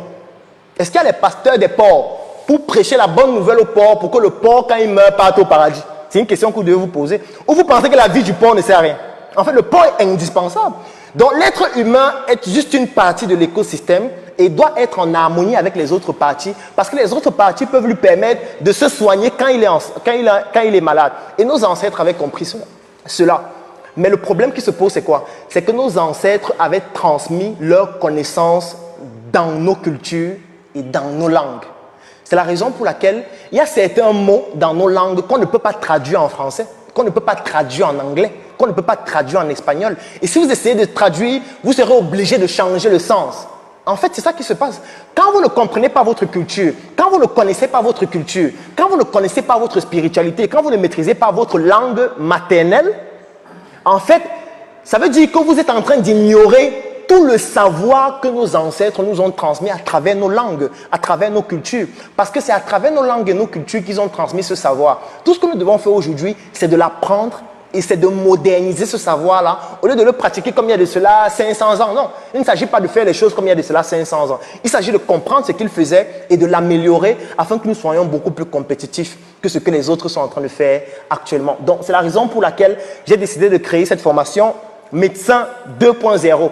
Ensuite, j'ai compris aussi quelque chose d'important. Et là, je ne peux qu'apprécier ce que les Caucasiens font. Parce qu'eux aussi, ils ont compris ça, qu'il faut léguer quelque chose. Quand vous avez déjà fait 3 ans, 5 ans, 10 ans dans un secteur d'activité, vous êtes un criminel si vous ne publiez pas un ouvrage, si vous ne publiez pas un article scientifique, si vous ne partagez pas votre expérience. Vous êtes un criminel. J'appelle ça un crime intellecticide. Parce que pour être ingénieur aujourd'hui, pour être médecin, vous avez lu des livres, vous avez lu des documents. Ces livres ont été écrits par des gens qui sont venus avant vous, ont mené des expériences et se sont dit, il faudrait que ceux qui viennent après puissent apprendre ces expériences-là, développer ça, afin de pouvoir ne pas commettre les mêmes erreurs que nous. C'est ça qui fait de vous un ingénieur, c'est ça qui fait de vous un architecte, c'est ça qui fait de vous un médecin. Mais maintenant, vous avez fini d'apprendre ça. Vous faites 10 ans, 20 ans dans un secteur d'activité et vous ne transmettez pas aussi votre expérience pour que ceux qui viennent après vous puissent s'en inspirer pour faire mieux. En fait, vous êtes un criminel. Et j'appelle ça un crime intellecticide. Vous n'avez pas besoin d'être un expert pour écrire un livre ou pour écrire un document, non. Moi, je n'ai pas fait d'école d'écriture. Moi, aujourd'hui, j'ai déjà publié 6 livres, vendus à plus de 10 000 exemplaires et je ne pense pas que je sois médiocre. Parce que quand on se donne du travail, quand on se donne avec beaucoup de discipline et qu'on suit les personnes qui peuvent nous permettre de pouvoir progresser dans ce qu'on fait, en fait, on peut réaliser tout ce qui est possible. Ne vous auto-censurez pas sur le plan intellectuel. Moi, j'ai décidé de publier des ouvrages. Le premier ouvrage que j'ai publié, il est juste là à côté de moi. C'est Stop assez de mensonges sur le VIH-Sida. C'est un livre qui m'a créé beaucoup de problèmes parce que les gens se disaient, mais comment tu peux dire ça? Mais c'est un livre qui est basé sur des découvertes scientifiques, sur des études scientifiques menées au Cameroun et dans plusieurs autres pays à travers le monde. C'est la raison pour laquelle il y a une rigueur en ce qui concerne les références qui sont dans ce livre. Et dans ce livre, j'essaie juste tout simplement de présenter certaines choses qu'on ne veut pas expliquer, mais qui en réalité sont des faits en ce qui concerne cette maladie, le VIH-Sida. Si vous êtes intéressé par toutes ces informations dans ce livre, vous pouvez contacter les numéros qui sont en dessous de cette vidéo pour l'obtenir. Le deuxième livre que je publie, c'est la fonction marketing à l'hôpital. C'est un livre que je publie pour pouvoir présenter les stratégies marketing qu'on peut adapter au secteur hospitalier. Parce que les hôpitaux se disent qu'ils ne doivent pas faire du marketing, parce qu'ils confondent la publicité et le marketing. Non. Un hôpital et une structure hospitalière peut très bien faire du marketing. Sauf qu'il y a des techniques pour cela afin que ce soit compatible avec l'éthique et avec la déontologie médicale. Un autre livre que j'ai publié, c'est Le jeune entrepreneur africain. Et c'est d'ailleurs mon livre le plus vendu. Et je vous recommande de lire ce livre si vous souhaitez avoir plus de notions en ce qui concerne l'entrepreneuriat. Parce que moi, ça me gênait de donner des cours dans des universités, d'aller dans des écoles professionnelles, d'encadrer les étudiants et de me rendre compte qu'en fait, ces étudiants ont pour référentiel des livres qui ont été écrits aux États-Unis, qui ont été écrits en France, qui ont été écrits par des personnes qui n'ont même jamais mis un pied en Afrique. Est-ce que c'est mauvais de lire ces livres? Bien sûr que non. C'est bien de s'inspirer de ce que les autres ont fait. Mais ce que les autres ont fait, parfois, ne correspond pas à notre contexte social, économique et culturel. Raison pour laquelle je décide de publier le livre « Le jeune entrepreneur africain, tome 1 » afin de parler entrepreneuriat aux Africains, afin de leur parler avec le langage de l'Africain, avec le contexte de l'Afrique, pour que les notions à l'intérieur soient directement applicables en Afrique, au lieu de calquer ce qui se fait en Occident. Alors, il y a beaucoup d'autres tomes qui vont venir, qui vont parler de la spiritualité, qui vont parler de la culture, qui vont parler de l'économie. Et pour le moment, ce n'est que le tome 1 qui est disponible. Le deuxième tome sera certainement sur le marché à la fin de cette année. Le quatrième livre que j'ai publié, il est aussi là. C'est une autobiographie. Parce que tout le temps, les gens me disaient, mais Claudel, tu as fait médecine, tu rappes, tu es conférencier, tu es ceci, tu es cela. Reste concentré. Pourquoi tu te disperses? Et j'ai donc dit, OK. Comme vous trouvez que je suis atypique, j'ai donc décidé de publier cet ouvrage qui s'appelle « Un médecin atypique » C'est une autobiographie dans laquelle je partage mon expérience, j'explique mon parcours et j'explique comment j'ai fait pour arriver à faire autant de choses en étant à l'aise parce qu'en fait, je ne me compare pas à quelqu'un, je me compare à moi-même. Quand je fais de la musique, ce n'est pas pour devenir meilleur que Loco ou meilleur que Monsieur Léo ou meilleur que Salatiel ou je ne sais pas quel autre artiste icône de la musique. Non, je ne veux pas être meilleur par rapport à eux. Je veux être meilleur par rapport à moi. Je veux être meilleur par rapport au Claudel qui ne pouvait pas prendre la parole en public, qui ne pouvait pas courtiser une fille, qui ne pouvait pas se placer en public et donner son point de vue, qui ne pouvait même pas échanger avec les autres. Aujourd'hui, je suis capable de faire des conférences. J'en ai fait plus de 700 ce jour. Je suis capable d'écrire des livres. Je suis capable de faire de la musique. Je suis capable de me présenter en autodérision, à parler de mes échecs en m'amusant. Pourquoi? C'est parce que en fait, je suis en train de devenir la meilleure version de moi-même. Et si vous voulez devenir un entrepreneur, sachez que le parcours que vous devez traverser, c'est le parcours qui doit vous permettre de devenir la meilleure version de vous-même au lieu de devenir meilleur que les autres. Après, si on entre dans le domaine de l'économie, oui, s'il y a des parts de marché à conquérir, il faut pouvoir conquérir ces parts pour dépasser les autres. Oui, je suis d'accord. Mais vous devez toujours évaluer vos résultats par rapport à vous-même. Après ce livre, j'ai publié un 5e qui s'appelle « Les 100 idées de projet à débuter sans financement au Cameroun et en Afrique ». Afin de pouvoir montrer à ces jeunes qui me disent toujours « Claudel, je n'ai pas d'idée, je n'ai pas le financement ». Comment faire? En fait, dans ce livre, je présente les idées et la méthode pour pouvoir implémenter ces idées sans qu'on ait forcément beaucoup de financement. Et le dernier livre que j'ai publié, c'est au premier trimestre de cette année, le coronavirus de A à Z. Je ne me suis pas arrêté là. J'ai continué avec un autre projet qui s'appelle Mes Chroniques entrepreneuriales. Mes Chroniques entrepreneuriales, c'est parce que je m'étais rendu compte qu'il y a beaucoup de personnes qui se plaignaient d'être au Togo, d'être au Burkina Faso, d'être au Congo, d'être en Côte d'Ivoire, d'être aux États-Unis, d'être en Chine. Et étant intéressé par nos formations, mais ne pouvant pas y participer, je me suis posé la question comment faire afin de pouvoir proposer un contenu pertinent à ces personnes qui ne peuvent pas être là sur place. C'est ainsi que j'ai créé le projet Mes Chroniques entrepreneuriales. Mes chroniques entrepreneuriales, ce sont des vidéos que je tourne où je partage mes astuces sur le plan de l'entrepreneuriat et à travers un réseau social. Et très bientôt, là, je voulais faire un coucou majestueux à un Camerounais valeureux qui s'appelle Alain Ekambi, qui est le fondateur de Dicalo. Et je lui dis que, gars, Alain, nous on attend Dicalo 2. Tu bavardes tous les jours sur Facebook, Dicalo 2 aura ceci. Nous, on attend Dicalo 2 parce que je compte relancer avec mes chroniques entrepreneuriales sur Dicalo. Pourquoi? Parce que c'est aussi ça le patriotisme économique. Parce qu'il faudrait pouvoir soutenir les initiatives des autres. Ne faites pas seulement vos produits et vos services et dites aux gens achète mon produit, achète mon service. La question que tu dois aussi te poser, c'est est-ce que j'achète le produit des autres? Est-ce que j'achète le service des autres? Est-ce que je contribue à ce que les autres, qui sont dans le même combat que moi, puissent se développer dans leur projet? Donc, les chroniques entrepreneuriales, si vous êtes un entrepreneur, si vous souhaitez vous lancer en entrepreneuriat et vous souhaitez bénéficier de mes astuces, vous pouvez vous inscrire pour voir mes chroniques sur ce réseau social et sur Dicalo 2 qui va sortir très bientôt. Après, j'ai décidé d'aller encore de façon beaucoup plus professionnelle en proposant des contenus vidéo. C'est-à-dire, j'ai décidé de produire des formations en vidéo totalement enregistrées en vidéo afin de permettre aux gens qui ne sont pas au Cameroun de pouvoir bénéficier de toutes nos formations entièrement en étant qu'importe l'endroit du monde où ils se trouvent. C'est la raison pour laquelle j'ai produit à ce jour plus de 30 coffrets de formation, que ce soit la formation 1 mois pour devenir mon propre patron, que ce soit la formation en cosmétique, que ce soit la formation sur les tontines, que ce soit même la formation qui en offre ce week-end, c'est-à-dire l'écosystème entrepreneurial avec la COVID-19, que ce soit la formation, l'immersion dans l'entrepreneuriat industriel. Vous allez contacter les numéros en dessous ou alors visiter la page Startup Academy ou ma page officielle. Vous allez voir le catalogue de toutes ces formations que j'ai eu à produire. Et je ne suis pas le seul à produire des formations. Il y a des formations produites par Ulrich aussi, des formations produites par Nancy et un ensemble de guerriers, membres de Startup Academy qui arrivent avec de nouvelles formations très bientôt. Et le dernier projet que je suis en train d'implémenter s'appelle Secret industriel. Secret industriel, c'est un programme de formation qui va vous donner les secrets en ce qui concerne l'industrie. Mais en réalité, ce ne sont pas des secrets. C'est juste parce que vous n'êtes pas suffisamment éveillé pour savoir comment ça fonctionne.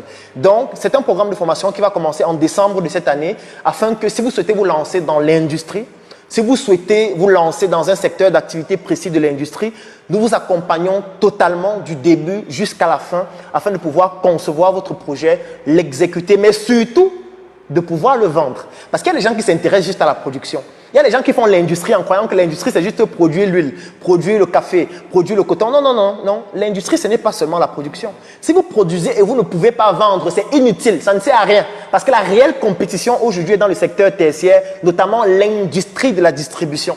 Et aujourd'hui, avec tout le réseau que nous avons, avec toutes les personnes qui nous suivent, avec toute la mafia, même, je vais le dire comme ça, que nous avons créé, nous vous aidons facilement à écouler vos produits. Ça veut dire, lorsque vous bénéficiez d'une de nos formations et que vous mettez sur pied un produit, nous vous aidons à l'écouler à travers nos réseaux. Nous vous aidons à créer vos propres réseaux afin de pouvoir arriver aux résultats que nous avons aujourd'hui ou pourquoi pas faire même beaucoup plus encore.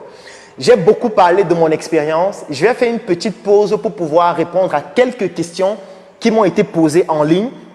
Et ces questions-là vont vous permettre d'en savoir davantage sur l'entrepreneuriat. Alors, je vais commencer par une question de Sinawa Marcel.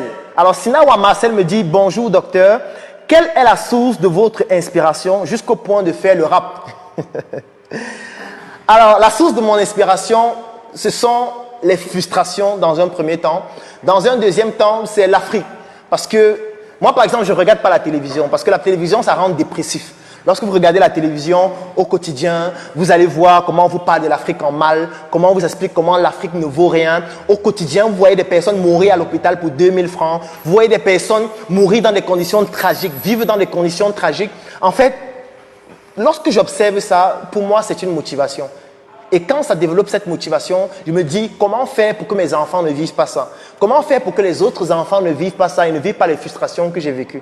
Et c'est ainsi que mon inspiration se développe. Et pour que votre inspiration se développe, il faudrait que vous puissiez avoir les compétences qui vous permettent d'identifier les opportunités et de pouvoir les saisir. Parce que moi, par exemple, quand je passe en route et je vois un rocher, moi je vois l'argent sur le rocher. Pourquoi? Parce que j'ai des compétences, même en mine, qui me permettent de savoir comment gagner de l'argent avec un rocher. Mais il y a des gens qui passent et voient le rocher et disent que non, le rocher, si ça obstrue la route. Il faut qu'on enlève le rocher-ci. Il faut que le maire parte parce qu'il ne fait pas son travail. C'est ça que j'appelle les cerveaux orientés problème. C'est des gens qui voient des problèmes, décrivent le problème, attribuent la responsabilité du problème à quelqu'un d'autre au lieu de se poser la question, mais qu'est-ce que je peux faire pour gagner de l'argent avec ce problème? Moi, je ne suis pas là pour me plaindre. Quand je vois un problème, je me pose la question, comment faire pour saisir l'opportunité de ce problème? Comme le Covid actuellement. Aujourd'hui, les gens se plaignent que le Covid est monté, descendu, on a fermé les frontières, mais le Covid, c'est une incroyable opportunité. Parce que c'est pendant les périodes de crise que les gens s'enrichissent énormément. Donc, posez-vous la question, quel est le problème que les gens rencontrent, par exemple, pendant ce Covid? Et en fonction des compétences que j'ai, quelles sont les solutions que je peux apporter? Et si vous n'avez pas ces compétences, vous pouvez vous former, qu'importe l'endroit, vous pouvez vous former en autodidacte, vous pouvez rencontrer des personnes qui ont les compétences pour vous accompagner, vous pouvez bénéficier des formations de la Startup Academy ou de tout autre centre qui propose des formations de ce type-là. Alors, il y a un autre qui me dit, ça c'est Fred. Il dit « Bonsoir Claudel, je me nomme Fred Sopgui. Je suis coach sportif et technicien supérieur en analyse médicale et alimentaire. J'aimerais bien, pendant votre direct, me donner des conseils sur comment attirer plus de clients et pourquoi pas me suggérer d'autres méthodes pour me distinguer dans ce domaine tout en faisant assez d'argent. Car tout comme vous, j'aimerais vendre mon lit. » Fred, tout ce que je peux te recommander de faire, c'est de te rapprocher de la Startup Academy. Nous allons dans un premier temps analyser ton projet parce que en lisant juste ton commentaire comme ça, je ne peux pas savoir exactement quelles sont les stratégies efficaces et personnalisées qui peuvent te permettre de pouvoir efficacement les implémenter et pouvoir avoir des résultats. Donc, je te recommande de rejoindre la Startup Academy ou alors de nous contacter ou alors de bénéficier d'une de nos formations comme la formation Vendeur 3.0 qui va te permettre de pouvoir comprendre quelles sont les stratégies que tu peux implémenter. Alors, une autre question vient de Flo. Je ne sais pas si c'est un faux profil ou quoi. J'aimerais savoir comment faire pour mettre sur pied un projet. Je suis très admirative des entrepreneurs et j'aimerais savoir comment le devenir. La difficulté est que je me dis que je ne sais même pas où commencer et je ne peux pas y parvenir. Ce qui fait que je me conforte à trouver un emploi bien rémunéré. Mais Flo, il n'y a pas une idée à chercher. L'entrepreneuriat, ça ne commence pas par les idées. La première question que tu dois te poser, Flo, c'est quand tu te lèves le matin, quelles sont les questions que tu te poses? Moi, je suis sûr que quand tu te lèves le matin, tu te poses la question, qu'est-ce que je vais porter aujourd'hui? Tu te poses la question, qu'est-ce que je vais manger aujourd'hui? Tu te poses la question, je vais aller où aujourd'hui? Comment je me déplace pour aller atteindre tel objectif? Mais le vêtement que tu as sur toi, c'est une opportunité. Ça veut dire que si tu te poses cette question, ça signifie que c'est un problème pour toi de savoir ce que tu vas porter aujourd'hui. Donc, tu peux transformer ce problème en une opportunité. C'est ça l'entrepreneuriat. Si tu as des compétences, la question que tu dois te poser, c'est est-ce qu'il n'y a pas des personnes qui ont des problèmes pour lesquels la compétence que j'ai est une solution? Donc, n'essaye pas de chercher une idée comme si tu voulais aller sur Mars comme Elon Musk. Non, ce n'est pas de ça qu'il s'agit. Il s'agit d'identifier les problèmes qu'il y a dans ton environnement. Et nous avons l'opportunité d'être dans un continent où c'est inondé de problèmes. Parce qu'en Afrique, il y a des problèmes dans tous les secteurs d'activité. C'est à toi d'identifier un secteur d'activité dans lequel il y a des problèmes pour lesquels tu as des compétences. Si tu n'as pas ces compétences, tu peux te former, tu peux rencontrer des personnes qui peuvent t'accompagner. Et si tu veux en savoir plus, tu peux me contacter à travers les numéros qui sont en dessous de l'écran. Je pourrais t'accompagner, on pourrait discuter, tu pourrais bénéficier de nos formations pour savoir exactement comment faire. Alors, une autre question que je lis actuellement, c'est une question qui vient de... Je ne sais pas si c'est aussi un autre faux profil. Henri Kalonda, qui dit: quel conseil pouvez-vous donner à quelqu'un qui compte démissionner pour se lancer dans l'entrepreneuriat agricole? La première question que tu dois te poser, c'est pourquoi tu veux démissionner. C'est la première question. Parce que je l'ai dit tout à l'heure, il n'y a pas un échelon. Parce qu'être entrepreneur, c'est 100 fois plus compliqué qu'être employé. Donc, je ne suis pas en train de dire à travers ce direct à tout le monde, vraiment, à la fin de ce direct, lancez-vous en entrepreneuriat, allez dire à votre patron dès demain matin que l'emploi, ça ne sert à rien, Claudel a dit qu'il faut se lancer. Pardon, je ne suis pas responsable de ça. Heureusement que c'est filmé et que je pourrais témoigner que je n'ai jamais dit à une partie de cette vidéo que tout le monde doit laisser son emploi pour se lancer en entrepreneuriat. Non, c'est un processus. Lorsqu'on veut se lancer en entrepreneuriat, c'est un processus, surtout lorsqu'on est salarié. Et ce processus doit vous permettre d'élargir votre zone de confort. Ça veut dire que si vous êtes salarié actuellement, la première question que vous devez vous poser, c'est: quelles sont les frustrations que je ressens dans mon emploi? Parce que si vous n'êtes pas un bon salarié, c'est difficile d'être un bon entrepreneur. Parce qu'un entrepreneur doit être extrêmement discipliné. Donc, si vous n'arrivez pas à être discipliné dans votre travail salarial, ce n'est pas en entrepreneuriat que vous serez discipliné. Et dans votre emploi salarial, il y a quelque chose que les gens ne savent pas. C'est que le salarié a une magie, c'est qu'il a un seul patron. Parce que tu as une personne qui te dit ce que tu dois faire. Si tu fais bien ce qu'il te dit, il te paye. Et puis, si tu fais même encore très bien, il te donne des primes. Mais un entrepreneur a plusieurs patrons. Et ce n'est pas tout le monde qui peut supporter ça. Parce que le premier patron d'un entrepreneur, ce sont ses clients. Le deuxième patron d'un entrepreneur, ce sont ses salariés. Parce que si ses salariés ne font pas le travail comme il faut, l'entreprise disparaît. Le troisième patron d'un entrepreneur, ce sont ses investisseurs. Le quatrième patron d'un entrepreneur, c'est l'environnement. Parce que vous pouvez lancer votre business. Et puis le Covid vient. Est-ce que c'est vous qui contrôlez le Covid? Le Covid fait que votre activité disparaisse alors que vous ne saviez pas qu'il devait avoir un Covid. Donc vous avez plusieurs patrons lorsque vous êtes entrepreneur. Et ce n'est pas tout le monde qui peut résister à ça. Parfois, c'est mieux de vous mettre avec d'autres personnes qui sont déjà entrepreneurs, d'apprendre auprès d'eux, d'être de très bons exécutants avec eux avant de vous lancer vous-même dans votre projet. Il ne faudrait pas juste vous lancer en entrepreneuriat parce que votre patron vous a énervé. Ce n'est pas une bonne source de motivation qui vous permettra de devenir puissant pendant longtemps. C'est très léger. Alors, une autre question vient de Kamga Gisèle. Alors, docteur Numbissier, j'aime faire les affaires et j'ai vraiment besoin des conseils. J'ai une bureautique avec 2 employés et je vends aussi les sous-vêtements et autres petites choses. Bon, Gisèle, je ne vois pas trop où est la question. Tout ce que je peux te recommander, c'est de bien vendre tes produits et tes services, de t'améliorer, de ne pas seulement rester dans la vente, de t'intéresser à la production, de t'intéresser à tous les circuits de l'industrie et pourquoi pas d'investir aussi dans d'autres secteurs d'activité, de te former et surtout de savoir qu'il y a une menace qui arrive. Cette menace s'appelle l'intelligence artificielle. L'intelligence artificielle qui touche à tous les secteurs d'activité et qui va rendre obsolètes certains professionnels bientôt. Ça se matérialise déjà dans le domaine de la finance, où vous voyez dans certains pays, certaines banques virent certains employés parce que les algorithmes d'intelligence artificielle font mieux leur travail qu'eux. Ça se matérialise déjà dans le domaine. Par exemple, je vais vous poser une question. La dernière fois que vous êtes allé dans une cabine téléphonique, c'était quand? Mais ce que vous ne savez pas, c'est qu'il y a des gens qui avaient investi leur argent dans les cabines téléphoniques et qui sont en train de disparaître aujourd'hui. Pourquoi? Parce que la technologie avance, la science avance et cette science est en train de rendre obsolètes certains métiers. Mais l'avantage, c'est que ça développe de nouveaux métiers aussi. Donc, il faut régulièrement rester concentré, comme mon ami Axel Nana aime le dire, pour pouvoir analyser l'environnement et comprendre quelles sont les nouvelles opportunités afin de pouvoir les saisir. Alors, une autre question brossée comme ça, c'est M. Guy Simo qui dit: comment tu organises ton temps pour faire la médecine, entreprendre, enseigner, faire le rap, les photos? Donne-moi un aperçu de tes 24 heures.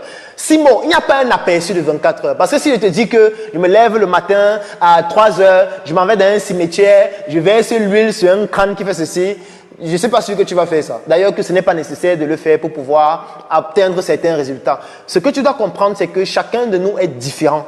Chacun de nous a un patrimoine génétique différent, a grandi dans un environnement différent, a bénéficié des connaissances différentes. Donc, n'essaye pas de te calquer sur ce que l'autre fait. Je vais même aller plus loin. On dit parfois que nous avons 24 heures tous les jours. Moi, j'aime toujours dire que nous n'avons pas tous 24 heures. Parce qu'il y a des gens qui n'ont pas le même appétit de sommeil que d'autres. Il y a des gens qui ont besoin de dormir 8 heures de temps pour être rassasiés sur le plan du sommeil. D'autres n'ont besoin que de 3 heures. D'autres n'ont besoin que de 4 heures. Peut-être parce que leur environnement les a prédisposés à dormir très peu. Donc, si moi maintenant je te dis que je dors 2 heures chaque jour et que demain tu commences à vouloir dormir 2 heures alors que ton appétit de sommeil c'est 8 heures, en fait tu vas tomber malade et tu vas mourir. Donc, il ne faut pas seulement écouter la télé, comment les entrepreneurs disent « je fais ceci, je fais ceci ». Non, il n'y a pas de routine. La meilleure routine, c'est la routine que vous vous imposez et votre capacité à respecter cette routine-là avec discipline. C'est-à-dire de faire des choses que vous devez faire, même si vous ne voulez pas le faire, mais le faire avec discipline, petit à petit, régulièrement. Je prends un exemple. Si ton objectif, c'est de lire un livre comme celui-ci, je ne vais pas te recommander de commencer à lire maintenant, lire jusqu'à ce que tu es fatigué. Ce n'est pas pertinent. Ce que tu dois faire, c'est de te dire, OK, ce livre a combien de pages? Ce livre a 400 pages. D'accord, je souhaite lire ce livre en 10 jours. Je vais diviser 400 pages par 10. Ça me donne 40 pages par jour. Et qu'est-ce que je fais? Je vais consacrer 30 minutes de mon temps par jour. Et pendant les 30 minutes, je vais lire 40 pages. Et quand je finis de lire ces 40 pages, je vais faire un petit résumé de ces 40 pages sur un petit bloc-notes et je vais arrêter de lire.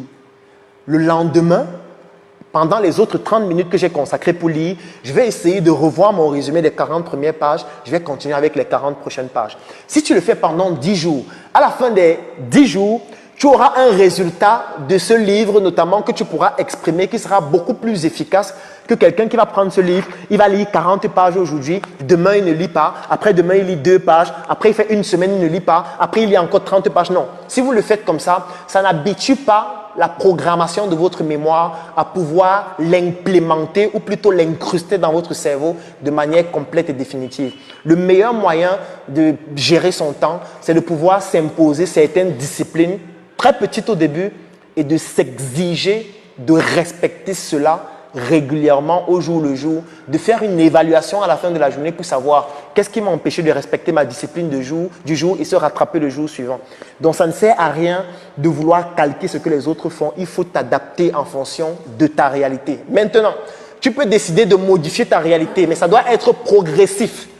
Tu ne peux pas décider aujourd'hui de quitter de 8 heures de sommeil à 2 heures de sommeil brutalement. Tu dois le faire progressivement sur le long terme pour que ton organisme s'habitue à ce nouveau rythme-là pour que tu ne deviennes pas fou, tout simplement. Alors, je vais terminer avec quelques éléments beaucoup plus sur le plan africain. Aujourd'hui, nous sommes obligés d'entreprendre, surtout en Afrique. Si je prends un exemple comme le Cameroun a une particularité, c'est que le système productif au Cameroun est caractérisé par 54% des capitaux qui sont investis par des étrangers. 85% des recettes fiscales de l'État du Cameroun proviennent des multinationales. Et pour ceux qui ont des notions en économie, vous savez que les recettes fiscales, c'est cet argent qu'on utilise pour payer les fonctionnaires, pour construire les routes, pour construire les hôpitaux, pour améliorer les conditions de vie des citoyens. Et 85% de cet argent, en fait, ça provient des multinationales. Donc, qu'est-ce que ça signifie? Ça signifie que ce sont les multinationales qui contrôlent nos pays africains. Pourquoi? Parce que si vous vivez dans une maison avec vos parents, et que vos parents payent vos études et s'occupent de vous, en fait, vos parents vont vous exiger de vous comporter d'une certaine façon parce que c'est eux qui vous financent. Et c'est le problème de l'Afrique actuellement. C'est que l'Afrique est financée par les étrangers. L'Afrique est nourrie par les étrangers. L'Afrique consomme les médicaments des étrangers. L'Afrique compte sur les solutions que les étrangers vont proposer pour s'en sortir. L'Afrique est totalement abandonnée dans les solutions des étrangers. Mais ça ne peut pas continuer comme ça. Comment alors vous allez vous plaindre qu'ils nous contrôlent et qu'ils nous imposent de fonctionner comme eux ils souhaitent? Il faudrait qu'à un moment donné, nous nous disions qu'il faut que nous puissions mettre sur pied nos propres solutions dans tous les secteurs d'activité. C'est de ça qu'il s'agit. Nous avons l'avantage d'avoir le continent qui a la population la plus jeune, la population la plus dynamique. J'irai même plus loin, la population la plus intelligente, la population qui aura un avenir beaucoup plus radieux parce que étant le continent dans lequel la croissance démographique est la plus importante et surtout le continent dans lequel il y a le plus grand nombre de problèmes. Si vous quittez le Burkina Faso aujourd'hui, vous dites que vous voulez aller aux États-Unis pour faire votre vie, qu'est-ce que vous allez créer aux États-Unis qu'on ne connaît pas? Vous partez dans un pays où il y a des entrepreneurs qui ont pour rêve d'aller conquérir Mars avant 2050. Ça veut dire qu'ils estiment que bon, sur la Terre c'est fini et ils veulent aller vivre sur Mars. Alors que vous êtes dans un pays où le riz, vous ne produisez pas. Le chocolat que vous consommez au quotidien, parfois ce sont les étrangers qui viennent produire. Même l'agriculture industrielle, ce n'est pas nous qui le faisons. Quand on fait de l'agriculture, c'est avec la houe, c'est avec la machette. Non, non. Le jeune Africain doit se poser la question aujourd'hui. Lorsque j'ai fini de faire l'école c'est bien, c'est pas mauvais, c'est bien de savoir écrire, c'est bien de savoir lire, c'est bien de savoir compter, c'est bien de savoir ce que les autres font. Mais la deuxième question que l'Africain doit se poser, c'est l'école que j'ai eu à apprendre là, ça me permet de résoudre quel problème dans mon environnement?